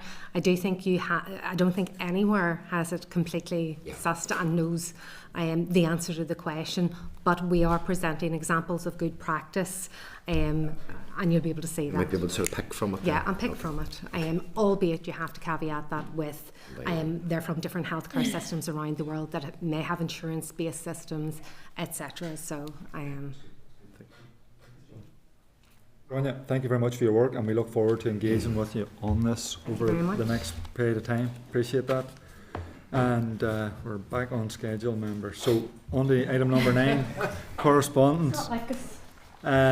So can I refer members just to correspondence lists at tab 9, page 156 in their table papers. Sorry, and there's more correspondence in their table papers. So correspondence begins in the main pack, page 158, and are members content with the suggested actions of the correspondence list? And that's at page 156 of the meeting pack. So obviously there's some items for noting and there's some items for action. Are people content with them as outlined? Can I come in? Yes, go ahead, Dan. So just to go back to the point about the Children's Hospital, I mean, if we can't get this right, I'm like baffled by it. Yeah. So I think we should be writing back and saying, why is it still in the investment strategy at over $1 billion? Absolutely. It may be that it all hasn't caught up, the system hasn't caught up, but we shouldn't let that go. Can I also, there's a letter from the BMA in this, which indicates that the examination body for doctors marked examination papers or assessments wrongly, and that 200 odd doctors received the wrong results. It is signed by all the chairs of the BMA, Scotland, England, Wales, and Northern Ireland.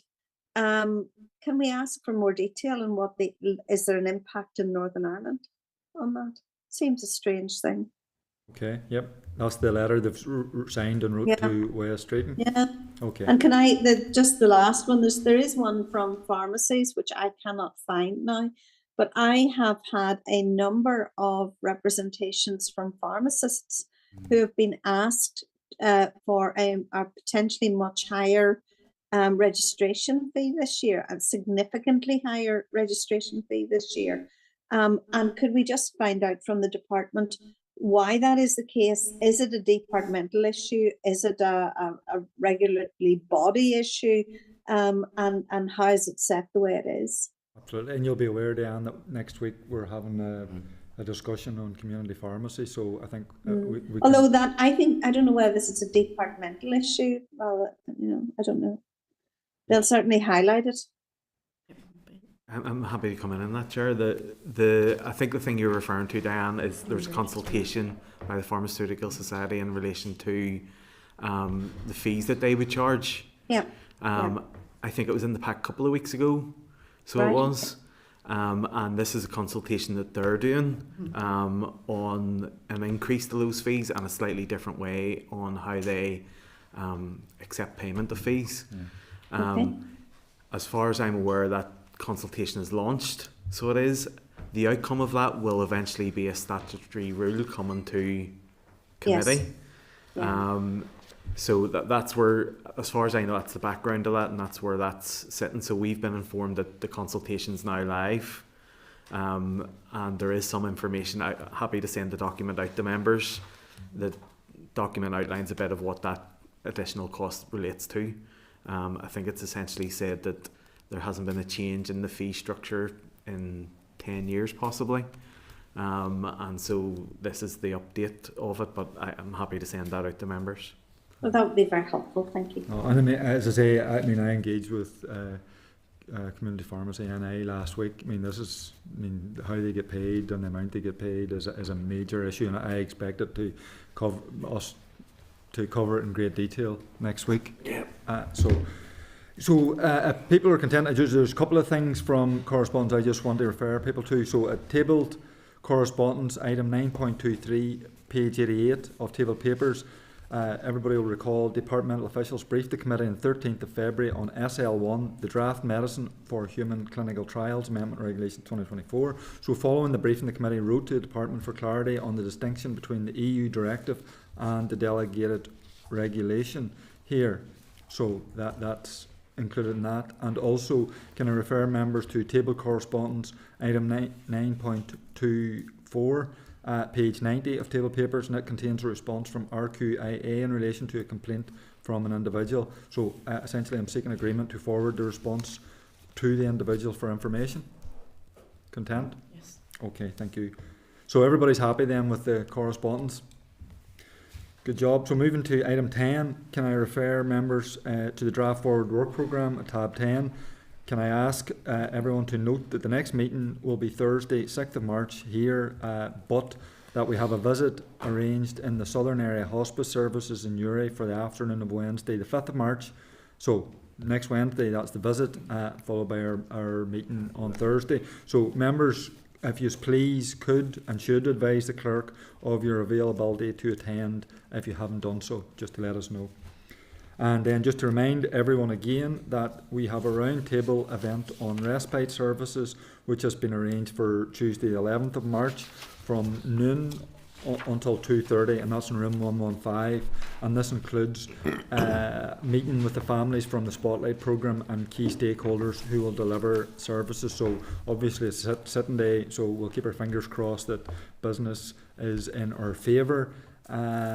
It's important that as many members of the committee as possible are in attendance, and again, once we see the business for that, we can confirm our availability. Sorry, Chair, can I just check the time of that? It's 12 to half 2. Nuala. Yes, can I ask, given it is a sitting day and some of us have more than one portfolio, if we could allow our researchers to go, so if we have to nip out and come back in, that they could fill us in. But also, you said stakeholders who are going to be delivering it. Is there going to be anyone from the trusts? Or is this... Because, respite is beds, primarily, and an increase in beds. And the trusts own and operate some of the lodges and the estate. So thought behind this was to meet with the stakeholders outside, and then on Thursday we have the briefing. I know, because the briefing's from the department, not the trusts, and the trusts are the ones where a lot of the problems have come from because of the particular respite issues. But that's fine. I just wanted to query that. We can always follow up with further written questions after that. If I have really bad news for people. I sit in the business committee as others do, but the 11th, guess what? We have a health debate on it exactly that time from 12 through until... And we have a plan B. We have planned it, and it's Diane, so we can blame Diane. So it's currently scheduled, but I mean, there could be, if any of could encourage their minister to do a statement and then exactly. We can in that morning, it'll knock things forward an hour. So you want to outline plan B? Well, yeah, I'm happy to, Chair. The original plan was that we meet with the families between 12 and 1, and then lunch sort of 1 to 20 past 1, and then with the stakeholders after that. The timings at the minute is, I think the first part of it's Diane and Alan's is from 12:30 to 1. Yeah. So if that has to go ahead, then we can sort of do the lunch break then, so we can, and then so we do have backup plans. And in terms of the researchers, I mean, I'm open to. I mean, I don't see any reason why. You know, if we can't. It helps us if we have to come and go. I'll have to go to business committee at 1. Yeah. So. I mean, there's no technical issue with that. So I mean, if you can't come, I mean, I see no reason why you can't have somebody representing you. Thank you. Okay, thank you, members. And the item number 11, any other business? None. Okay, date, time, place of next meeting, and that will be, as I've already said, Thursday, 6th of March, 2 p.m.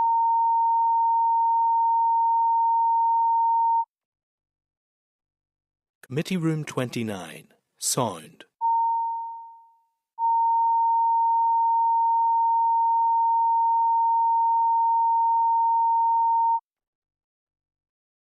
Committee Room 29, Sound.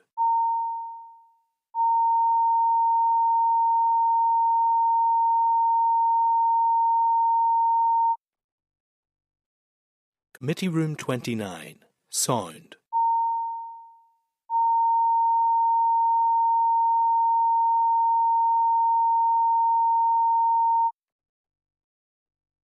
Committee Room 29, Sound.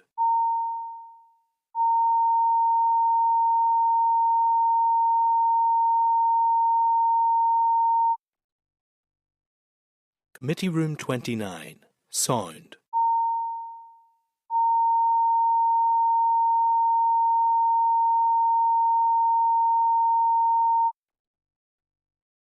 Committee Room 29, Sound.